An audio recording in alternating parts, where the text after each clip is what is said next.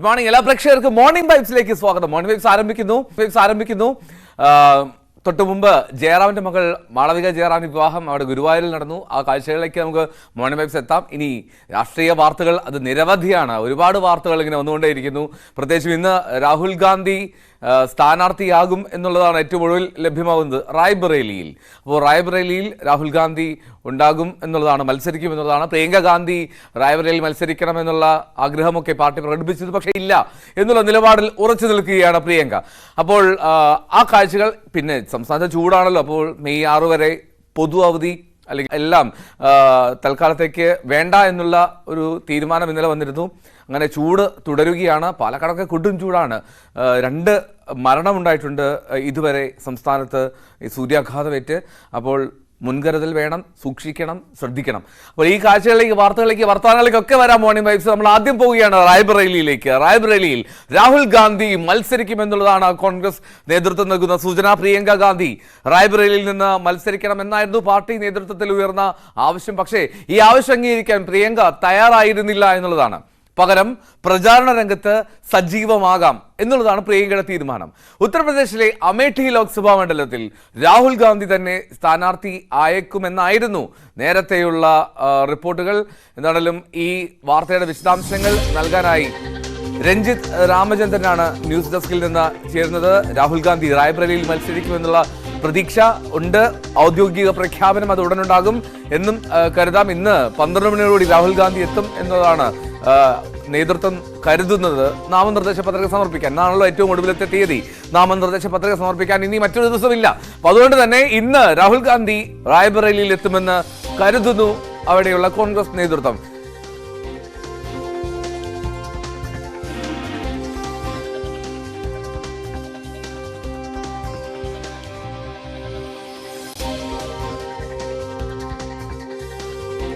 National ഡെസ്കിൽ നിന്ന് Ranjith, good morning. ഏറ്റവും ഒടുവിൽ അങ്ങനെ രാഹുൽ റായ്ബറേലിയിൽ എത്തും, അത് ഉറപ്പിക്കാൻ കഴിയുമോ? എൽദോ, ഇപ്പോഴും ഈ വിഷയത്തിൽ ഒരു ആശയക്കുഴപ്പം തുടരുന്നു എന്നുള്ളതാണ് നമുക്ക് ലഭിക്കുന്ന വിവരങ്ങൾ. കാരണം റായ്ബറേലിയിലും അമേഠിയിലോ മത്സരിക്കാൻ രാഹുലുമായി ബന്ധപ്പെട്ട് അല്ലെങ്കിൽ നെഹ്റു കുടുംബവുമായി ബന്ധപ്പെട്ട് ആരെങ്കിലും മത്സരിക്കണമെന്ന കാര്യത്തിൽ വലിയ സമ്മർദ്ദമുണ്ട്. പ്രിയങ്ക ഗാന്ധി ഇതിനകം മത്സരിക്കില്ല എന്ന കാര്യത്തിൽ ഒരു വ്യക്തത വന്നിട്ടുണ്ട്. കാരണം റായ്ബറേലിയിൽ പ്രിയങ്ക ഗാന്ധി മത്സരിക്കണമെന്നായിരുന്നു പ്രവർത്തകരുടെ ആവശ്യം. നേതാക്കളും അത്തരത്തിലാണ് ഇന്നലെ അടക്കം ചർച്ച നടത്തിയത്. പക്ഷേ ഇന്നലെ ഉച്ചയ്ക്ക് ശേഷം പ്രിയങ്ക ഗാന്ധി പറഞ്ഞത് താൻ ദേശീയതലത്തിൽ പ്രചാരണത്തിൽ സജീവമാകാം എന്ന തരത്തിലാണ്. അതുകൊണ്ട് പ്രിയങ്ക മത്സരിക്കുന്നില്ല എന്ന കാര്യത്തിൽ ഉറപ്പായിരിക്കുകയാണ്. പക്ഷേ രാഹുൽ റായ്ബറേലിയിൽ മത്സരിക്കും എന്നാണ് കോൺഗ്രസ് വൃത്തങ്ങൾ നൽകുന്ന സൂചന. ഇന്നലെ ജയറാം രമേശ് വ്യക്തമാക്കിയത് ഇന്ന് ഉച്ചയ്ക്ക് മുൻപ് തീരുമാനമുണ്ടാകും എന്ന തരത്തിലായിരുന്നു. പക്ഷേ ഇപ്പോഴും അക്കാര്യത്തിൽ ഔദ്യോഗികമായ ഒരു വിശദീകരണം വന്നിട്ടില്ല എന്നുള്ളതാണ്. നമുക്കറിയാം, നെഹ്റു കുടുംബത്തിന്റെ പരമ്പരാഗത സീറ്റുകളാണ് അമേഠിയും റായ്ബറേലിയും. യു പിയിൽ എന്തെങ്കിലും ഒരു നേട്ടം കോൺഗ്രസിന് ഉണ്ടാകണമെങ്കിൽ ഒരു നെഹ്റു കുടുംബത്തിലെ ഒരു അംഗത്തിന്റെ സാന്നിധ്യം ഈ 2 സീറ്റുകളിൽ ഒന്നിലെങ്കിലും പ്രവർത്തകർ ആഗ്രഹിക്കുന്നുണ്ട്. നാമനിർദ്ദേശ പത്രിക നൽകാനുള്ള അവസാന ദിവസം ഇന്ന് എന്ന് ഇരിക്കെ ഇതുമായി ബന്ധപ്പെട്ടുള്ള നീക്കങ്ങൾ കോൺഗ്രസ് വൃത്തങ്ങൾ സജീവമാക്കിയിട്ടുണ്ട്. രാഹുലിന്റെ ഒരു പ്രശ്നം, വയനാട് സീറ്റ് തൽക്കാലം ഉപേക്ഷിക്കാൻ രാഹുൽ തയ്യാറാകുന്നില്ല എന്നുള്ളതാണ്. അമേഠിയിൽ നമുക്കറിയാം കഴിഞ്ഞ തവണ രാഹുൽ പരാജയപ്പെട്ടിരുന്നു സ്മൃതി ഇറാനിയോട്. അമേഠിയോട് ഇപ്പോഴും രാഹുൽ വൈമുഖ്യം കാട്ടുകയാണ് എന്നുള്ളതാണ് ലഭിക്കുന്ന സൂചനകൾ. ഇന്നലെയൊക്കെ ചില വിവരങ്ങൾ പുറത്തു വന്നത് അമേഠിയിൽ ഇന്ന് റോഡ് ഷോ നടത്തുമെന്നും രാഹുലിന്റെ ഫ്ലക്സും ബാനറും അടക്കം അമേഠിയിൽ എത്തിച്ചു എന്നുമാണ്. പക്ഷേ അത് സ്ഥിരീകരണമായിട്ടില്ല എന്നുള്ളതാണ്. ഇതിനടക്കം പക്ഷേ റായ്ബറേലിയുമായി ബന്ധപ്പെട്ടാണ് ഇപ്പോൾ കൂടുതൽ ചർച്ചകൾ നടക്കുന്നത്. അമേഠിയെ അപേക്ഷിച്ച് കുറച്ചുകൂടി സുരക്ഷിതമായ ഒരു സീറ്റ് റായ്ബറേലിയാണ് എന്നുള്ള തരത്തിലാണ് രാഹുലിന്റെ ഒരു നിഗമനം എന്നത് വളരെ പ്രധാനപ്പെട്ടതാണ്. നമുക്കറിയാം, സ്മൃതി ഇറാനി കഴിഞ്ഞ 5 വർഷമായി അവിടെ പ്രവർത്തനങ്ങൾ നടത്തിക്കൊണ്ടു പോകുന്ന ഒരു വ്യക്തിയാണ്. ഇപ്പോഴത്തെ കേന്ദ്രമന്ത്രിയാണ്. സ്വാഭാവികമായും സ്മൃതിയോട് ഏറ്റുമുട്ടി ഒരു പരാജയം സംഭവിക്കുക എന്നുള്ളത് രാഹുലുമായി ബന്ധപ്പെട്ട വലിയ ഒരു തിരിച്ചടിയാകും. അതുകൊണ്ട് തന്നെ അമേഠിയിൽ തൽക്കാലം മത്സരിക്കാൻ രാഹുൽ തയ്യാറാകുന്നില്ല എന്നുള്ളതാണ്. അവിടെയാണ് റായ്ബറേലിയുമായി ബന്ധപ്പെട്ട വിവരങ്ങൾ പുറത്തുവരുന്നത്. ഇന്ന് ഉച്ചയ്ക്ക് 12 മണിയോടുകൂടി റായ്ബറേലിയിൽ രാഹുൽ പത്രിക നൽകും എന്നാണ് പ്രവർത്തകർക്ക് ലഭിക്കുന്ന സൂചനകൾ. രാഹുൽ അതിനകം തന്നെ റായ്ബറേലിയിൽ എത്തിച്ചേരും എന്ന വിവരങ്ങൾ പുറത്തു വരുന്നുണ്ട്. 2004 മുതൽ തുടർച്ചയായി 3 തവണ നമുക്കറിയാം അമേഠിയിൽ മത്സരിച്ച് ജയിച്ച രാഹുൽ അവിടെ 2019 തോക്കുന്ന സാഹചര്യം ഉണ്ടായിരുന്നു. കോൺഗ്രസിന് ദേശീയതലത്തിൽ വലിയ തിരിച്ചടിയുണ്ടായ ഒരു തെരഞ്ഞെടുപ്പായിരുന്നു 2019. അതിലും വലിയ ആഘാതമായിരുന്നു രാഹുലിന്റെ പരാജയം എന്നുള്ളത്. പക്ഷേ ഇക്കാര്യത്തിൽ അമേഠിയുമായി ബന്ധപ്പെട്ട് രാഹുൽ കാണിക്കുന്ന വിമുഖതയുടെ വളരെ പ്രധാനപ്പെട്ട കാര്യവും അതുതന്നെയാണ്. പ്രിയങ്ക ഗാന്ധി മത്സരിക്കണമെന്ന് നേരത്തെ കോൺഗ്രസ് സ്ക്രീനിംഗ് കമ്മിറ്റി ഇത്തരത്തിൽ നിർദ്ദേശിച്ചിരുന്നു. പക്ഷേ പ്രിയങ്ക തയ്യാറാകാത്ത പശ്ചാത്തലമാണ് അമേഠിയിൽ സോണിയയുടെയും രാഹുലിന്റെയും വിശ്വസ്തനായ KL ശർമ്മയെ മത്സരിപ്പിക്കുക എന്നാണ് ഇപ്പോൾ തീരുമാനം എന്നാണ് അറിയുന്നത്. അമേഠിയുടെയും രാഹുലിന്റെയും റായ്ബറേലിയുടെയും തെരഞ്ഞെടുപ്പ് ചുമതലകൾ ഇരുവരുടെയും പ്രതിനിധിയായി ചുമതലകൾ ഏകോപിപ്പിച്ചിരുന്നത് ശർമ്മയാണ്. ആ ശർമ്മയെ, വിശ്വസ്തനായ ശർമ്മയെ അവിടെ അമേഠിയിൽ മത്സരിപ്പിക്കുക എന്ന തരത്തിലാണ് ഇപ്പോൾ കാര്യങ്ങൾ മുന്നോട്ട് പോകുന്നത് എന്നാണ് മനസ്സിലാകുന്നത്. കേന്ദ്രമന്ത്രിയും സിറ്റിംഗ് MP-യുമായ സ്മൃതി ഇറാനിയാണ് അമേഠിയിൽ സ്ഥാനാർത്ഥിയായുള്ളത്. റായ്ബറേലിയിൽ UP മന്ത്രി ദിനേശ് പ്രതാപ് സിംഗ് ആണ് NDAയുടെ സ്ഥാനാർത്ഥിയായി മത്സരിക്കുന്നത്. മെയ് 20-നാണ് രണ്ടിടത്തും വോട്ടെടുപ്പ് നടക്കുക. പക്ഷേ ഇപ്പോഴും ഇക്കാര്യത്തിൽ ഒരു വ്യക്തത വരുന്നില്ല, അനിശ്ചിതത്വമാകുന്നില്ല. ഇന്നലെയാണ് BJP ഇതുമായി ബന്ധപ്പെട്ട് ഈ ശർമ്മയുടെ പേര് പ്രഖ്യാപിച്ചത്. പക്ഷെ അതിനുശേഷവും മണിക്കൂറുകൾ പിന്നിട്ടും ഔദ്യോഗികമായ ഒരു പ്രഖ്യാപനത്തിലേക്ക് കോൺഗ്രസ് എത്തുന്നില്ല എന്നതാണ് യാഥാർത്ഥ്യം. വളരെ പ്രധാനപ്പെട്ടതാണ്. എന്നാലും രാഹുൽ ഗാന്ധിയുടെ സ്ഥാനാർത്ഥിത്വം അത് റായ്ബറേലിയിൽ ഉണ്ടാകുമോ എന്നുള്ളത് ഇന്ന് അറിയാൻ കഴിയും എന്നുള്ളതാണ് ഏറ്റവും പ്രധാനപ്പെട്ട കാര്യം. രഞ്ജിത്ത്, ഈ രാഹുൽ ഗാന്ധി റായ്ബറേലിയിൽ മത്സരിക്കാൻ ഏറെക്കുറെ സന്നദ്ധനാകുന്നു എന്നുള്ള റിപ്പോർട്ടുകൾ വരുമ്പോൾ ഈ അമേഠിയിൽ KL ശർമ്മയെ പോലുള്ള ഒരാളെ നിർത്തി അവിടെ ഒരു കോൺഗ്രസിന്റെ ഒരു പ്രസ്റ്റീജിയസ് സീറ്റുകളൊന്നാണല്ലോ അമേഠി. അവിടെ സ്മൃതി ഇറാനിക്ക് മുന്നിൽ ഒരു ശക്തമായിട്ടുള്ളൊരു പോരാട്ടം കാഴ്ചവെക്കുക എന്നുള്ള ലക്ഷ്യം കോൺഗ്രസ് നടത്തേണ്ടതല്ലേ? അപ്പോൾ ആ ഒരു സാഹചര്യത്തിൽ അത്രമാത്രം കരുത്തനായിട്ടുള്ളൊരു സ്ഥാനാർത്ഥിയാണോ KL ശർമ്മ? തീർച്ചയായും KL ശർമ്മ ഈ നെഹ്റു കുടുംബവുമായി ഏറെ അടുപ്പം പുലർത്തുന്ന ഒരു നേതാവാണ്. രാഹുലിന്റെയും പ്രിയങ്കയുടെയും മറ്റും അസാന്നിധ്യത്തിൽ ഈ രണ്ട് മണ്ഡലങ്ങളുടെയും ഏകോപന ചുമതല സ്മൃതി ഇറാനിയുമായി KL ശർമ്മയുമായി ബന്ധപ്പെട്ടാണ് കോൺഗ്രസ് അവിടെ നടത്തുന്നത്. ഇതിൽ പ്രധാനപ്പെട്ട പ്രശ്നം ഈ UP-യിൽ അവതരിപ്പിക്കാൻ പറ്റുന്ന പ്രധാനപ്പെട്ട മുഖങ്ങൾ രാഹുലിനും പ്രിയങ്കയ്ക്കും അപ്പുറം കോൺഗ്രസിനില്ല എന്നുള്ളത് വളരെ പ്രധാനപ്പെട്ട ഒരു പ്രശ്നമാണ്. അവിടെയാണ് KL ശർമ്മയുടെ സ്വാധീനം വരുന്നത്. അതിലപ്പുറത്തുള്ളൊരു സ്ഥാനാർത്ഥിയെ അമേഠിയിൽ കണ്ടെത്താനുള്ള ഒരു സാഹചര്യം തൽക്കാലം കോൺഗ്രസ് ഇല്ല. നമുക്കറിയാം കഴിഞ്ഞ എങ്ങനെയാണ് ഈ അമേഠിയുമായി ബന്ധപ്പെട്ട് സ്മൃതി ഇറാനി അല്ലെങ്കിൽ BJP നടത്തിയ പ്രവർത്തനങ്ങൾ. അത് 2019 മുൻപ് തന്നെ 2014 തോറ്റതിനു ശേഷം തന്നെ സ്മൃതി ഇറാനി അവിടെ കേന്ദ്രീകരിച്ച് പ്രവർത്തിക്കുകയും അമേഠിയുടെ രാജ്ഞിയാണ് എന്ന തരത്തിൽ പ്രചരണം നടത്തുകയും ഒക്കെ ചെയ്താണ് സ്മൃതി അവിടെ കഴിഞ്ഞ തവണ 50,000-ഓളം അടുത്ത വോട്ടുകൾക്ക് രാഹുൽ ഗാന്ധിയെ പരാജയപ്പെടുത്തുന്നത് എന്നുള്ളതാണ്. അതിനുശേഷം അവിടെ തന്നെ വീട് വെച്ച് താമസിച്ച് അമേഠിക്കാരിയായി തന്നെയാണ് അവരുടെ പ്രവർത്തനം മുന്നോട്ട് പോകുന്നത്. അവരുടെ സ്വാധീനം ഒട്ടും ചെറുതല്ല. സ്വാഭാവികമായും അമേഠിയിൽ ഞാൻ നേരത്തെ പറഞ്ഞതുപോലെ മറ്റൊരു പരാജയത്തിലേക്ക് രാഹുലിന് എത്തുക എന്ന് പറയുന്നത് ആത്മഹത്യാപരമാണ്. അതുകൊണ്ടാണ് റായ്ബറേലി പോലെ താരതമ്യേന കുറച്ചുകൂടി സുരക്ഷിതത്വമുള്ള ഒരു സീറ്റിലേക്ക് നെഹ്റു കുടുംബമൊക്കെ കാലങ്ങളായി പതിറ്റാണ്ടുകളായി ഭരിക്കുന്ന അല്ലെങ്കിൽ നെഹ്റു കുടുംബത്തിൽ നിന്ന് MP-മാരുള്ള സീറ്റുകളാണ് അമേഠിയും റായ്ബറേലിയും. എങ്കിലും അമേഠിയെ സംബന്ധിച്ചിടത്തോളം ഇപ്പോൾ ആ ഒരു വിശ്വാസ്യത കോൺഗ്രസിനില്ല എന്നുള്ളതാണ്. റായ്ബറേലി കുറച്ചുകൂടി സ്വാധീനം കോൺഗ്രസിന് അമേഠിയേക്കാളും കുറച്ചുകൂടി ജയസാധ്യതയുള്ള സീറ്റ് എന്നിപ്പോൾ തൽക്കാലം കരുതുന്നുണ്ട് കോൺഗ്രസ്. കാരണം അത്രത്തോളം പ്രവർത്തകരും ആവേശത്തിലാണ് രണ്ട് മണ്ഡലങ്ങളിലുമെങ്കിലും റായ്ബറേലി രാഹുൽ തെരഞ്ഞെടുക്കാനുള്ള വളരെ പ്രധാനപ്പെട്ട കാരണം അതുതന്നെയാണ്. അതുകൊണ്ടാണ് വയനാട് കഴിഞ്ഞാൽ പിന്നെ ഒരു മത്സരം രാഹുൽ നടത്തുകയാണെങ്കിൽ റായ്ബറേലിയിലേക്ക് എത്തിക്കോട്ടെ എന്ന് രാഹുലിന്റെ വിശ്വസ്തർ അടക്കം പറയുന്നത്. നമുക്കറിയാം ഇന്നലെ KC വേണുഗോപാൽ അടക്കമുള്ള നേതാക്കന്മാരെ അങ്ങോട്ടേക്ക് വിളിച്ച് ഇതുമായി ബന്ധപ്പെട്ട ചർച്ചകൾ കോൺഗ്രസ് നേതൃത്വം നടത്തിക്കഴിഞ്ഞു. രാഹുലിന്റെ മനസ്സറിയുക എന്നുള്ളതായിരുന്നു വളരെ പ്രധാനപ്പെട്ട കാര്യം. രാഹുലും പറഞ്ഞത് ആദ്യം മത്സരിക്കാൻ സന്നദ്ധനല്ല എന്ന് രാഹുലും പ്രിയങ്കയും ഒരുപോലെ നിലപാടെടുത്തിരുന്നു. പക്ഷേ ജയറാം രമേശ് അടക്കമുള്ള നേതാക്കളുടെ സമ്മർദ്ദമാണ് ഇപ്പോൾ മത്സരിക്കാം എന്ന തീരുമാനത്തിലേക്ക് രാഹുലിനെ എത്തിച്ചിരിക്കുന്നത്. രാഹുൽ കൂടി മത്സരിച്ചില്ലെങ്കിൽ UP-യിൽ എന്ത് സംഭവിക്കും എന്നുള്ള കാര്യം വളരെ വ്യക്തമായി തന്നെ കോൺഗ്രസിന് അറിയാവുന്നതുമാണ്. ഇന്ത്യ മുന്നണിയുമായി ബന്ധപ്പെട്ട് ഈ ഉത്തരേന്ത്യൻ സംസ്ഥാനങ്ങളിൽ ഒരു രാഹുലിന്റെ സാന്നിധ്യമില്ല എന്ന് വരുന്നത് വലിയ തിരിച്ചടി കോൺഗ്രസിലടക്കം ഇന്ത്യ മുന്നണിക്കടക്കം സംഭവിപ്പിക്കും എന്ന കാര്യം അറിയാം. അതുകൊണ്ട് തന്നെ പ്രവർത്തകർക്കും ഒരുപക്ഷെ രാഹുൽ മത്സരിച്ചില്ലെങ്കിൽ വലിയ നിരാശ UP-യിൽ ഉടനീളം ഉണ്ടാക്കുമെന്ന പശ്ചാത്തലം ഒരുങ്ങുന്നു. അതുകൊണ്ട് തന്നെയാണ് ഇപ്പോൾ രാഹുലുമായി ബന്ധപ്പെട്ട ചർച്ചകൾ സജീവമാക്കിയത്. ഏറ്റവും ഒടുവിൽ രാഹുൽ മത്സരിക്കാൻ സമ്മതം മൂളിയിട്ടുണ്ട് എന്ന് തന്നെയാണ് നമുക്ക് ലഭിക്കുന്ന വിവരം. അത് റായ്ബറേലി ആയിരിക്കും എന്ന കാര്യത്തിലാണ് ഇപ്പോൾ പുറത്തു വരുന്ന സൂചനകൾ. പക്ഷേ അതുമായി ബന്ധപ്പെട്ട ഔദ്യോഗിക പ്രഖ്യാപനം വരണം.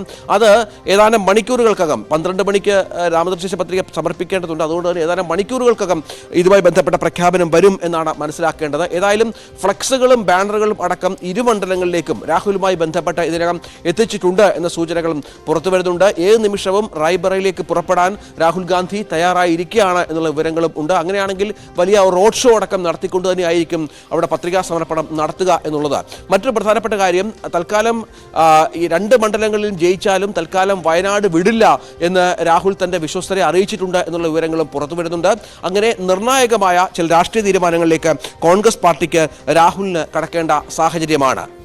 ശരി, രഞ്ജിത്ത് രാമേന്ദ്രനാണ് വിവരങ്ങൾ നൽകിയത്. നാഷണൽ ഡെസ്കിൽ നിന്ന് രാഹുൽ ഗാന്ധി റായ്ബറേലിയിൽ മത്സരിക്കുമെന്നുള്ള വിവരങ്ങളാണ്, സൂചനകളാണ് ലഭിക്കുന്നത്. എന്തായാലും ഇന്നാണ് റായ്ബറേലിയിലും അമേഠിയിലും രണ്ടിടത്തും നാമനിർദ്ദേശ പത്രിക സമർപ്പിക്കാനുള്ള അവസാന തീയതി. അതുകൊണ്ട് തന്നെ ഒരു പ്രഖ്യാപനം ഇന്നലെ രാത്രിയെങ്കിലും പ്രതീക്ഷിച്ചു കോൺഗ്രസ് പ്രവർത്തകർ. പക്ഷേ അതുണ്ടായില്ല നേതൃത്വത്തിന്റെ ഭാഗത്തു നിന്ന്. ഏറ്റവും ഒടുവിൽ ഇന്ന് അതുണ്ടാകും, ഉണ്ടായേ പറ്റുമല്ലോ. അപ്പോൾ അതുകൊണ്ട് തന്നെ രാഹുൽ ഗാന്ധി ആയിരിക്കും റായ്ബറേലിയിൽ എന്ന് കരുതുന്നു. KL ശർമ്മ അമേഠിയിലും എത്തുമെന്ന് ഉള്ള പ്രതീക്ഷയാണ് പങ്കുവയ്ക്കുന്നത്. എന്നാലും രണ്ട് മണ്ഡലങ്ങളിലും രാഹുലിന്റെ കൂറ്റൻ പോസ്റ്ററുകൾ, കൂറ്റൻ കട്ടൗട്ടുകളൊക്കെ എത്തിച്ചിട്ടുണ്ട് എന്നുള്ളതാണ്. രണ്ടിടത്തെയും കോൺഗ്രസ് പ്രവർത്തകർ ആ ഒരു പ്രതീക്ഷ പുലർത്തുന്നു, രാഹുൽ എത്തുമെന്നുള്ള പ്രതീക്ഷ. പക്ഷേ അപ്പോഴും രാഹുൽ ഗാന്ധിയുടെ ഒരു പൂർണ്ണ സമ്മതം അവിടെ മത്സരിക്കാൻ, ഉത്തർപ്രദേശിൽ മത്സരിക്കാൻ ലഭിച്ചിട്ടുണ്ടോ എന്നുള്ള കാര്യത്തിൽ സംശയകരമാണ്. എന്നാലും ഈ നെഹ്റു കുടുംബത്തിന്റെ പരമ്പരാഗത 2 സീറ്റുകൾ അമേഠി, റായ്ബറേലി, നേരത്തെ രഞ്ജിത്ത് സൂചിപ്പിച്ചതുപോലെ ഈ 2 സീറ്റുകളിൽ നല്ലൊരു പോരാട്ടം കാഴ്ചവെക്കുക എന്നുള്ളത് കോൺഗ്രസിന്റെ ഒരു അഭിമാന പ്രശ്നമാണ്. ആ ഒരു പ്രശ്നം നിലനിൽക്കുകയാണ് രാഹുൽ ഗാന്ധി റായ്ബറേലിയിൽ എത്താനുള്ള സാധ്യത പറയുന്നത്. പക്ഷേ അമേഠിയിൽ മത്സരിക്കാൻ അത്ര സന്നദ്ധനല്ല എന്നുള്ള റിപ്പോർട്ടുകൾ വരുന്നു. എന്താണെങ്കിലും ഇന്ന് നാമനിർദ്ദേശ പത്രിക സമർപ്പിക്കാനുള്ള സാഹചര്യം ഒരുങ്ങുകയാണെങ്കിൽ ഒരു വലിയ റോഡ് ഷോ നടത്താൻ ഉത്തർപ്രദേശിലെ നേതൃത്വം, PCC നേതൃത്വം തീരുമാനമെടുത്തിട്ടുണ്ട്. അപ്പോൾ അങ്ങനെയാണെങ്കിൽ ഒരു റോഡ് ഷോ വഴിക്കായിരിക്കും നാമനിർദ്ദേശ പത്രിക സമർപ്പണം തന്നെ രാഹുൽ ഗാന്ധി എത്തുക. കാത്തിരിക്കാം രാഹുൽ ഗാന്ധി റായ്ബറേലിയിൽ എത്തുമെന്നുള്ള റിപ്പോർട്ടുകൾ ശരിയാണോ എന്നറിയാൻ. ഇനി നമ്മൾ ആദ്യം പറഞ്ഞ പോലെ കേരളം ചുട്ടുപൊള്ളുകയാണ്, വലിയ ചൂടാണ്, മഴ കാര്യമായി ലഭിക്കുന്നില്ല, വേനൽമഴയുടെ സാന്നിധ്യം കുറവാണ്. എന്താണെങ്കിലും സൂക്ഷിക്കുക, കേരളം വെന്തുരുകുകയാണ്.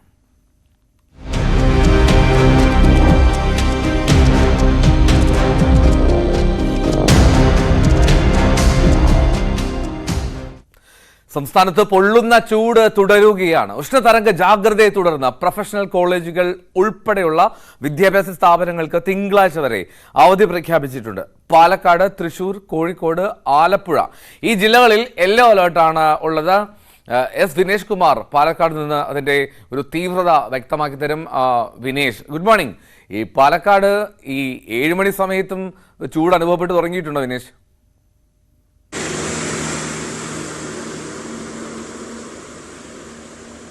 Good morning. എന്തായാലും ഇപ്പോൾ ഇന്നലെ രാത്രി മുതൽ, അതായത് ഇന്നലെ സന്ധ്യയോടുകൂടി ഒരു മഴക്കാറിൻ്റെ ലക്ഷണം കാണുന്നുണ്ട്. അതുകൊണ്ട് തന്നെ ചൂടുണ്ട്, നന്നായിട്ട് വിയർക്കുന്നുമുണ്ട്. പക്ഷേ ചൂട് അങ്ങനെ കടുത്ത ഒരു ചൂട് ഇല്ല എന്ന് തന്നെ പറയേണ്ടിയിരിക്കുന്നു. എങ്കിൽ പോലും ഇവിടെ കൃത്യമായ ജാഗ്രതാ നിർദ്ദേശങ്ങൾ ജില്ലാ ഭരണകൂടം നൽകിയിട്ടുണ്ട്.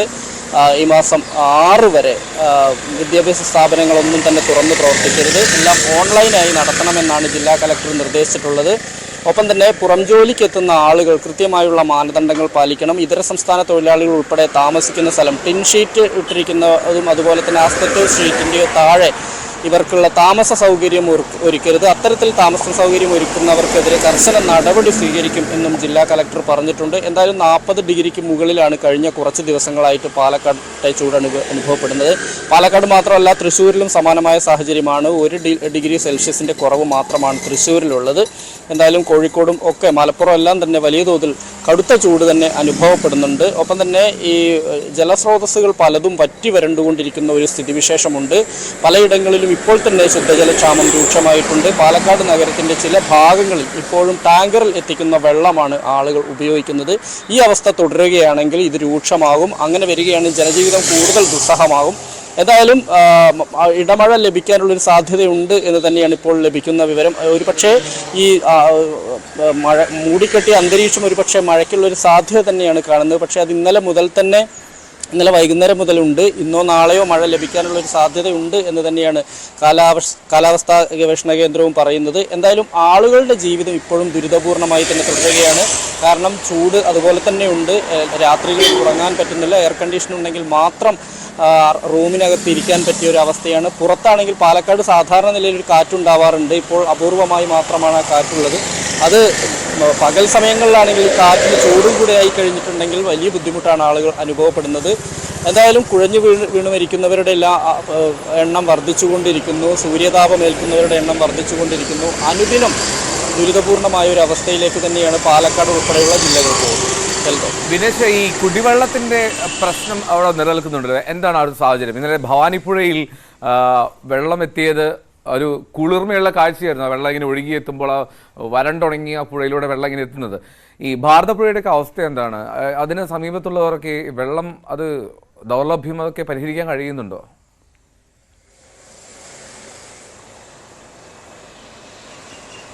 ഭവാനിപ്പുഴയിൽ വെള്ളം തമിഴ്നാട് അപ്പർ ഭവാനി ഡാം തുറന്നതുകൊണ്ട് തന്നെ പില്ലൂരിലേക്ക് വെള്ളം എത്തിക്കുന്നതിന് വേണ്ടിയിട്ടായിരുന്നു തമിഴ്നാട് ഇത് തുറന്നത്. അതുകൊണ്ട് തന്നെ അട്ടപ്പാടിയിലെ 2 പഞ്ചായത്തുകൾക്ക് മാത്രമാണ് ഇതിൻ്റെ ഗുണമുണ്ടാകുക. ഒന്ന് അഗളിയും മറ്റൊന്ന് പുതൂർ പഞ്ചായത്തുകൾ.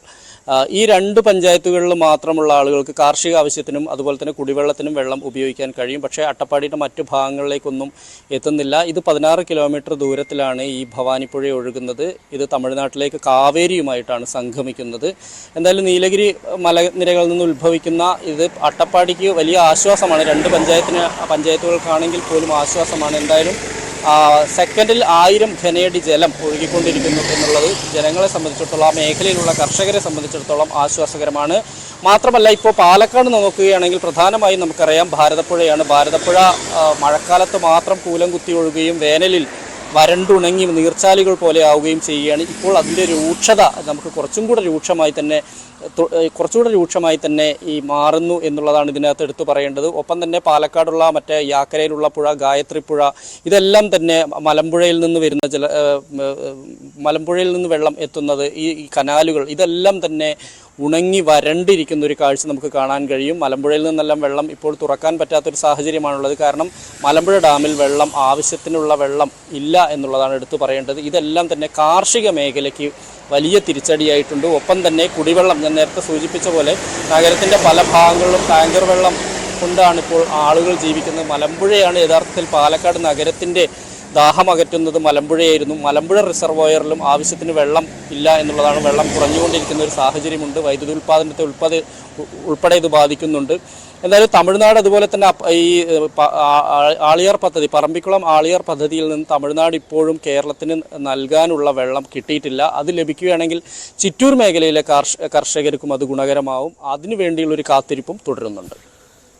ശരി, ബിനേഷാണ് വിവരങ്ങൾ നൽകിയത് പാലക്കാട് നിന്ന്. പാലക്കാട് ഈ ചൂടിന് നേരിയ ശമനമുണ്ട് എന്ന് ബിനേഷ് പറയുന്നു. മഴക്കാറുണ്ട്, അതിൻ്റെ ഉഷ്ണമുണ്ട്. പക്ഷേ അപ്പോൾ പോലും ഈ വെള്ളം അതൊരു വലിയ പ്രശ്നമാണ്. കൃഷി, കുടിവെള്ളം, ഈ 2 ആവശ്യത്തിന് ജലമില്ലാത്തൊരു സാഹചര്യം, ഒരു വല്ലാത്ത അവസ്ഥ നേരിടുന്നുണ്ട്. നമുക്കറിയാവുന്ന പോലെ ഭാരതപ്പുഴയിലൊക്കെ നേരിയ ചാലുകൾ പോലെയാണ് വെള്ളം ഒഴുകുന്നത്. നമ്മൾ ഈ ചൂട് വാർത്തകളിലേക്കൊക്കെ വരുമ്പോഴത്തിനുള്ള വീണ്ടും ചേരുകയും ചെയ്യാം. ഞാൻ ഇനി തിരുവനന്തപുരത്തേക്ക് പോവുകയാണ്. തിരുവനന്തപുരത്ത് മേയർ ആര്യ രാജേന്ദ്രനും KSRTC ഡ്രൈവറും തമ്മിലുള്ള തർക്കം അത് കഴിഞ്ഞ ദിവസങ്ങളിൽ വലിയ വിവാദമായി ചൂടുപിടിച്ച രാഷ്ട്രീയ ചർച്ചയെ മാറിയതാണ്. അതിലെ നിർണായകമായിട്ടുള്ള CCTV ദൃശ്യങ്ങളടങ്ങിയ മെമ്മറി കാർഡ് ഇനിയും കണ്ടെത്താൻ കഴിഞ്ഞിട്ടില്ല എന്നുള്ളതാണ് ഏറ്റവും പ്രധാനപ്പെട്ട കാര്യം. തമ്പാനൂരിൽ ബസ് പാർക്ക് ചെയ്ത സ്ഥലത്ത് CCTV ഇല്ല എന്ന് പോലീസ് പറയുന്നു. VB അരുൺ ചേരുകയാണ്. Arun, good morning. അരുൺ, ഈ 2 പേരും വാദിക്കുന്നുണ്ട് പരസ്പരം. അവരവരുടെ അല്ലെങ്കിൽ എതിർഭാഗത്തുള്ളവർക്ക് വേണ്ടിയിട്ടായിരിക്കാം മെമ്മറി കാർഡ് മാറ്റിയതെന്ന്. പക്ഷെ അപ്പോഴും ഈ തിരുവനന്തപുരം പോലുള്ള ഇത്ര വലിയൊരു ഹബ്ബിൽ, അവിടെ KSRTCയുടെ എത്ര വലിയൊരു കോംപ്ലക്സിൽ CCTV ഇല്ല എന്നൊക്കെ പറയുന്നത് അതെങ്ങനെയാണ്?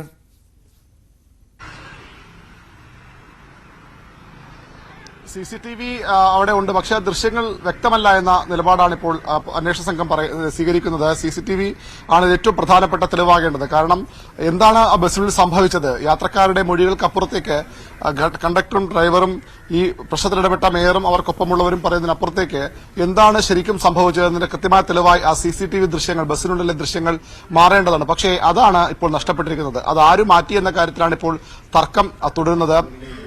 മേയറിനും കൂട്ടർക്കും വേണ്ടി ആരെങ്കിലും മാറ്റിയതാണോ എന്ന തരത്തിലുള്ള ചർച്ചകളും ഒരു വശത്തുണ്ട്. വലിയ വിമർശനം ആ രൂപത്തിൽ ഉയർന്നു വരുന്നു. ഡ്രൈവറിന് വേണ്ടി ആരോ മാറ്റിയ തരത്തിലാണ് എതിർ വിഭാഗം പറയുന്നത്. അതായത് ഏതായാലും ആ ദൃശ്യങ്ങൾ വളരെ പ്രധാനപ്പെട്ട തെളിവായി മാറേണ്ടതായിരുന്നു. വളരെ ഏറ്റവും ശക്തമായ തെളിവായി മാറേണ്ടതിന് വസ്തുത സത്യം പുറത്തു വരേണ്ട ഏറ്റവും പ്രധാനപ്പെട്ട കാര്യമായി ആ തെളിവുകൾ വരേണ്ടതാണ്. ഈ തെളിവുകൾ പരിശോധിക്കാൻ പോലീസ് വരുത്തിയ കാലതാമസവും ഏറ്റവും ശ്രദ്ധിക്കേണ്ട വസ്തുതയാണ്. 27 സംഭവം നടക്കുമ്പോഴും 30 മാത്രമാണ് പോലീസ് CCTV പരിശോധിക്കാൻ സൗകര്യമൊരുക്കണം എന്ന് KSRTC അധികൃതരോട് ഈ കന്റോൺമെന്റ് പോലീസ് അന്വേഷണ സംഘം ആവശ്യപ്പെട്ടത്. അതിനുശേഷം കഴിഞ്ഞ ദിവസമാണ് പരിശോധിക്കാൻ അവിടെ എത്തിയത്. ആ സമയത്തിനുള്ളിൽ ഈ പോലീസ് എത്തുന്നതിന് തൊട്ടു മുമ്പ് അവിടെ നിന്ന് ആരോ ഇത് മാറ്റി എന്ന തരത്തിലാണ് ഇപ്പോൾ വിവരങ്ങൾ പുറത്തു വരുന്നത്. അതിന്റെ ഭാഗമായാണ് ഈ അവിടെ എത്തുന്നതിന് തൊട്ടു മുമ്പ് മാറ്റിയ തരത്തിലാണ് ഈ KSRTCയുടെ പരാതിയിലും ഈ KSRTC ഇതിൽ അന്വേഷണം മെമ്മറി കാർഡ് നഷ്ടപ്പെട്ട അന്വേഷണം വേണമെന്ന് ആവശ്യപ്പെട്ട പരാതി നൽകിയപ്പോൾ അതിലും ജനറൽ കൺട്രോളിംഗ് ഇൻസ്പെക്ടറാണ് പരാതി നൽകിയത് KSRTCയുടെ. അപ്പോൾ ആ പരാതിയിലും മെയ് 1 പുലർച്ചെ 1 രാവിലെ 10 ഇടയ്ക്കാണ് ഈ ബസ് നിന്ന് മെമ്മറി കാർഡ് നഷ്ടമായത്. അവിടെ ഡിപ്പോയിൽ പാർക്കിംഗ് ഏരിയ ഉണ്ടായിരുന്ന ബസ്സാണ് അവിടെ നിന്ന് നഷ്ടമായെന്നാണ് പറയുന്നത്. ഏതായാലും ഏപ്രിൽ 27 മുതൽ പുറപ്പെടുമ്പോൾ തന്നെ ബസ്സിലെ ഡിസ്പ്ലേയിൽ ഈ ക്യാമറ ദൃശ്യങ്ങൾ ഉണ്ടായിരുന്നു. പക്ഷേ അതിനുശേഷം എന്ത് സംഭവിച്ചു എന്ന കാര്യമാണ്, എങ്ങനെ ഇത് ആരും മാറ്റി എന്ന കാര്യമാണ് വ്യക്തമാകേണ്ടത്. ഏതായാലും ഇപ്പോൾ ഏറ്റവും വലിയ വിവാദമായി മാറുക ഈ മെമ്മറി കാർഡ് നഷ്ടപ്പെട്ടത് തന്നെയാണ്. എന്താണ് ബസ്സിനുള്ളിൽ സംഭവിച്ചതെന്നതിന്റെ കൃത്യമായ വസ്തുത പുറത്തു വരേണ്ടത് ആ മെമ്മറി കാർഡിൽ തന്നെയാണ്. അത് കണ്ടെത്തുകയാണ് അന്വേഷണ സംഘത്തിലുമുള്ള ഏറ്റവും പ്രധാനപ്പെട്ട വെല്ലുവിളി. മെമ്മറി കാർഡ് കണ്ടെത്തിയാലും അതിനുള്ളിലെ ദൃശ്യങ്ങൾ മായ്ച്ചുകൊള്ളുന്നെങ്കിൽ ഒരുപക്ഷെ അത് വീണ്ടും കൂടുതൽ കാര്യങ്ങൾ സങ്കീർണമാക്കും. ഏതായാലും മേയറും ഡ്രൈവറുമായിട്ടുള്ള തർക്കവും അതുമായി ബന്ധപ്പെട്ട വിവാദവും പുതിയ തലങ്ങളിലേക്ക് മാറുകയാണ്. അതോടുകൂടി മേയർക്ക് വലിയ പിന്തുണ CPM നിന്ന് ഇപ്പോൾ ഈ ഘട്ടത്തിൽ ലഭിക്കുന്നുണ്ട്. ആദ്യഘട്ടത്തിൽ അത്തരം ഒരു പിന്തുണ അവർക്ക് ലഭിച്ചതില്ല. പക്ഷേ ഈ തർക്കത്തിനപ്പുറത്തേക്ക് മേയർക്കെതിരെയുള്ള അധിക്ഷേപം അതുതന്നെയാണ് ഏറ്റവും പ്രധാനപ്പെട്ട വിഷയമായി CPM കേന്ദ്രങ്ങൾ ഉയർത്തിക്കാട്ടുന്നത്. ഇതൊരു പ്രതിപക്ഷ കൂടി വിഷയം ഏറ്റവുകൂടി വലിയൊരു രാഷ്ട്രീയ വിഷയമായി ഇത് മാറിക്കഴിഞ്ഞു. ആ ദിവസങ്ങളിലേക്ക് തർക്കമെന്നപ്പുറത്തേക്കാണെങ്കിൽ ഇന്നലെ പ്രതിപക്ഷ നേതാവിന്റെ ഇടപെടലോടുകൂടി ഇതൊരു വലിയ രാഷ്ട്രീയ വിഷയമായി കൂടി മാറുകയാണ്. മെമ്മറി കാർഡ് കാണാതെ പോയതിലെ സ്വാഭാവികത അതിലെ ഗൂഢാലോചന തന്നെ പുറത്തു കൊണ്ടുവരണമെന്ന ആവശ്യമാണ് പ്രതിപക്ഷ നേതാവും ഉന്നയിക്കുന്നത്. ഏതായാലും അന്വേഷണ സംഘത്തിന് വലിയ വെല്ലുവിളികളുണ്ട്. ഇതിനിടെ മനുഷ്യാവകാശ കമ്മീഷൻ യദുവിന്റെ പരാതിയിൽ കേസെടുത്തിരിക്കുന്നു. മെയ് 9 സിറ്റിംഗിൽ ഈ കേസ് മനുഷ്യാവകാശ കമ്മീഷൻ പരിഗണിക്കും. ബസ് തടഞ്ഞു നിർത്തിയതും യാത്രക്കാരെ ഇറക്കിവിട്ടതുമായ കാര്യങ്ങൾ അന്വേഷിക്കണം എന്ന കാര്യമാണ് അവർ ആവശ്യപ്പെടുന്നത്. എന്നാൽ CPM-ന്റെ ഇപ്പോഴത്തെ വാദം അത്തരത്തിൽ ബസ്സിൽ നിന്ന് സച്ചിൻ ദേവ് കയറി ബസ്സിൽ നിന്ന് ഇറങ്ങിപ്പോകാൻ ആരോടും ആവശ്യപ്പെട്ടിട്ടില്ല. ബസ് തടഞ്ഞു നിർത്തിയിട്ടില്ല. യാത്രക്കാർക്ക് വേണമെങ്കിൽ മറ്റു ബസ്സിൽ യാത്ര ചെയ്യാമെന്ന അറിയിച്ചതാണ് കണ്ടക്ടർ ഉൾപ്പെടെയുള്ളത്. പക്ഷേ പാളയം എത്തിയതിനാൽ വേണ്ട എന്ന ആളുകൾ പറയുകയായിരുന്നു എന്ന വാദമൊക്കെയാണ് പുറത്തു വരുന്നത്. ഏറ്റവും പ്രധാനം യാത്രക്കാരുടെ മൊഴിയാണ്. അതിനും അപ്പുറത്തേക്ക് മെമ്മറി കാർഡിലെ വസ്തുതയാണ്. എന്താണ് ബസ്സിനുള്ളിൽ സംഭവിച്ചത്, ആര് പറയുന്നതാണ് ശരി എന്ന കാര്യത്തിലൊക്കെ അതാണ് ഇനി കൂടുതൽ വ്യക്തമാകേണ്ടത്. അരുൺ, ഒരു കാര്യം കൂടി, KSRTC ബസ് ഡ്രൈവർ യദുകൃഷ്ണൻ നൽകിയ പരാതി ഉണ്ടല്ലോ, അതിൽ നിലപാട് മാറ്റമുണ്ടോ പോലീസിന്, അല്ലെങ്കിൽ അതിൽ ആ പരാതി അങ്ങനെ തന്നെ തുടരുകയാണോ?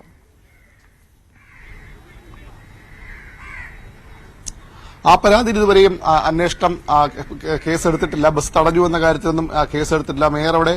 മേയറും കൂടെയുള്ളവരും അവിടെ ഈ സ്ഥലത്തെത്തിയത് ഈ റോങ് സൈഡിൽ പാർക്ക് ചെയ്തതിനും സിവറൽ പാർക്ക് ചെയ്തതിനും ഒക്കെ കേസ് സ്വാഭാവികമായും ഉണ്ടാകുവാൻ അപ്പുറത്തേക്ക് അവർക്കെതിരെ യദുവിന്റെ പരാതിയിൽ ഇതുവരെയും കേസെടുത്തിട്ടില്ല. മേയറിന്റെ പേരിൽ കേസെടുക്കേണ്ട കാര്യമില്ല നിലപാടിലാണ് പോലീസ് ഉള്ളത്. അതുകൊണ്ട് തന്നെ ഈ അന്വേഷണ സംഘത്തിനെതിരെയും ഈ യദുവിന്റെ പരാതിയുണ്ട്. അന്വേഷണ സംഘത്തെ മാത്രം മറ്റൊരു അന്വേഷണ സംഘത്തെ കൊണ്ട് അന്വേഷിപ്പിക്കണമെന്നാണ് മനുഷ്യാവകാശ കമ്മീഷനോട് പോലും യദു ആവശ്യപ്പെട്ടിരിക്കുന്നത്. ഇതിനിടെ മേയറെ വാട്സാപ്പിലൂടെ മേയറുടെ ഔദ്യോഗിക ഫോണിൽ അധിക്ഷേപിച്ച സംഭവത്തിലും ഒരു പ്രതിയെ ഇന്നലെ കസ്റ്റഡിയിൽ വളരെ മോശം ഭാഷയിൽ മേയറുടെ ഔദ്യോഗിക വാട്സാപ്പ് നമ്പറിലേക്ക് നിരന്തരം അശ്ലീല സന്ദേശങ്ങൾ അയച്ച ആളെയാണ്. ഇതുമായി ബന്ധപ്പെട്ട തിരുവനന്തപുരം കടയിരിപ്പ് സ്വദേശി ശ്രീജിത്ത് കുഞ്ഞുമോനെയാണ് ഇന്നലെ പിടികൂടി. സൈബർ പോലീസ് ഇയാളെ കസ്റ്റഡിയിലെടുത്തു. മേയറുടെ ഔദ്യോഗിക വാട്സാപ്പിലേക്കാണ് ഇയാൾ മോശം മെസ്സേജുകൾ അയച്ചത്. ആ കേസിലാണ് ഇയാൾ അറസ്റ്റ് ചെയ്തത്. അതുമായി ബന്ധപ്പെട്ട അന്വേഷണവും നടക്കുന്നുണ്ട്. മേയർത്വം നഗരസഭയൊക്കെ ഉന്നയിച്ചിട്ടുണ്ട്. അതിലും അന്വേഷണം നടക്കുന്നു. അപ്പോഴും ഈ മേയർക്കെതിരെ നൽകിയ പരാതിയിൽ കേസെടുക്കാൻ വൈകുന്നു എന്നുള്ളതാണ് ഏറ്റവും അധികം വിമർശനത്തിന് ഇപ്പോൾ ഇടയാക്കിയിട്ടുള്ളത്. ശരി, VV അരുണാണ് വിവരങ്ങൾ നൽകിയത് തിരുവനന്തപുരത്ത് നിന്ന്. മേയർ KSRTC ഡ്രൈവർ തർക്കം അത് രാഷ്ട്രീയ വിവാദമായി നിൽക്കുമ്പോൾ തന്നെ ഈ മെമ്മറി കാർഡ് CCTV ദൃശ്യങ്ങളൊക്കെ പ്രതിസന്ധിയാവുകയാണ് പോലീസിന്, അന്വേഷണ സംഘത്തിന്. അതിൻ്റെ ഒരു സത്യസന്ധത, അതിൻ്റെ ഒരു കൃത്യത അത് പുറത്തു കൊണ്ടുവരണമെങ്കിൽ വളരെ നിർണായകമായിരുന്നു ആ CCTV ദൃശ്യങ്ങൾ. ബസ്സിലെ മെമ്മറി കാർഡ് കാണുന്നില്ല. മാത്രമല്ല, ബസ് പാർക്ക് ചെയ്തിരുന്ന തിരുവനന്തപുരം ഡിപ്പോയിലെ ഗ്യാരേജിലെ CCTV അതിൽ വ്യക്തതയില്ല. ഇങ്ങനെ 100 പ്രശ്നങ്ങൾ വരികയാണ് ആ വിഷയത്തിൽ. എന്തായാലും നമുക്ക് കാത്തിരിക്കാം. ഇനി അത് മനുഷ്യാവകാശ കമ്മീഷനിൽ പരാതി നൽകിയിട്ടുണ്ടേതു. അപ്പോൾ അതിൻ്റെയൊക്കെ സിറ്റിംഗ് ഒക്കെ വരാൻ പോകുന്നതേ ഉള്ളൂ. വരും ദിവസങ്ങളിലും ആ തരത്തിൽ ഈ വാർത്ത നിലനിൽക്കും. അത് ചൂടേറിയ ചർച്ച ആവുകയും ചെയ്യും എന്നുള്ള കാര്യത്തിൽ സംശയമില്ല. ഇനിയും ചലച്ചിത്ര താരങ്ങളായ ജയറാം പാർവതി ദമ്പതികളുടെ മകൾ മാളവിക ജയറാം വിവാഹിതയായി. ഗുരുവായൂരിൽ വെച്ചായിരുന്നു വിവാഹം. ഇന്ന് പുലർച്ചെയായിരുന്നു വിവാഹം നടന്നത്. രാജു ഗുരുവായൂർ.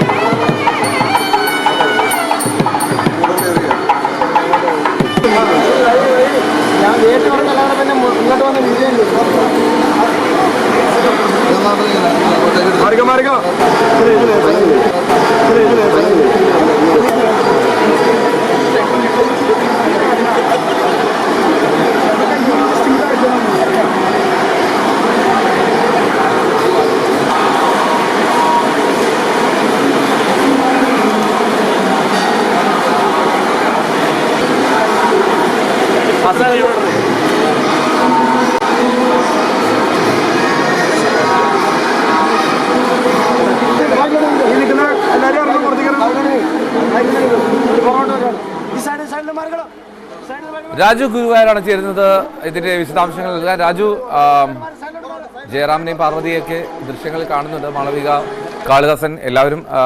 ഇത് എപ്പോഴായിരുന്നു വിവാഹം? മറ്റ് പ്രമുഖർ ആരെങ്കിലും എത്തിയിരുന്നോ? നമസ്കാരം എൽദോ.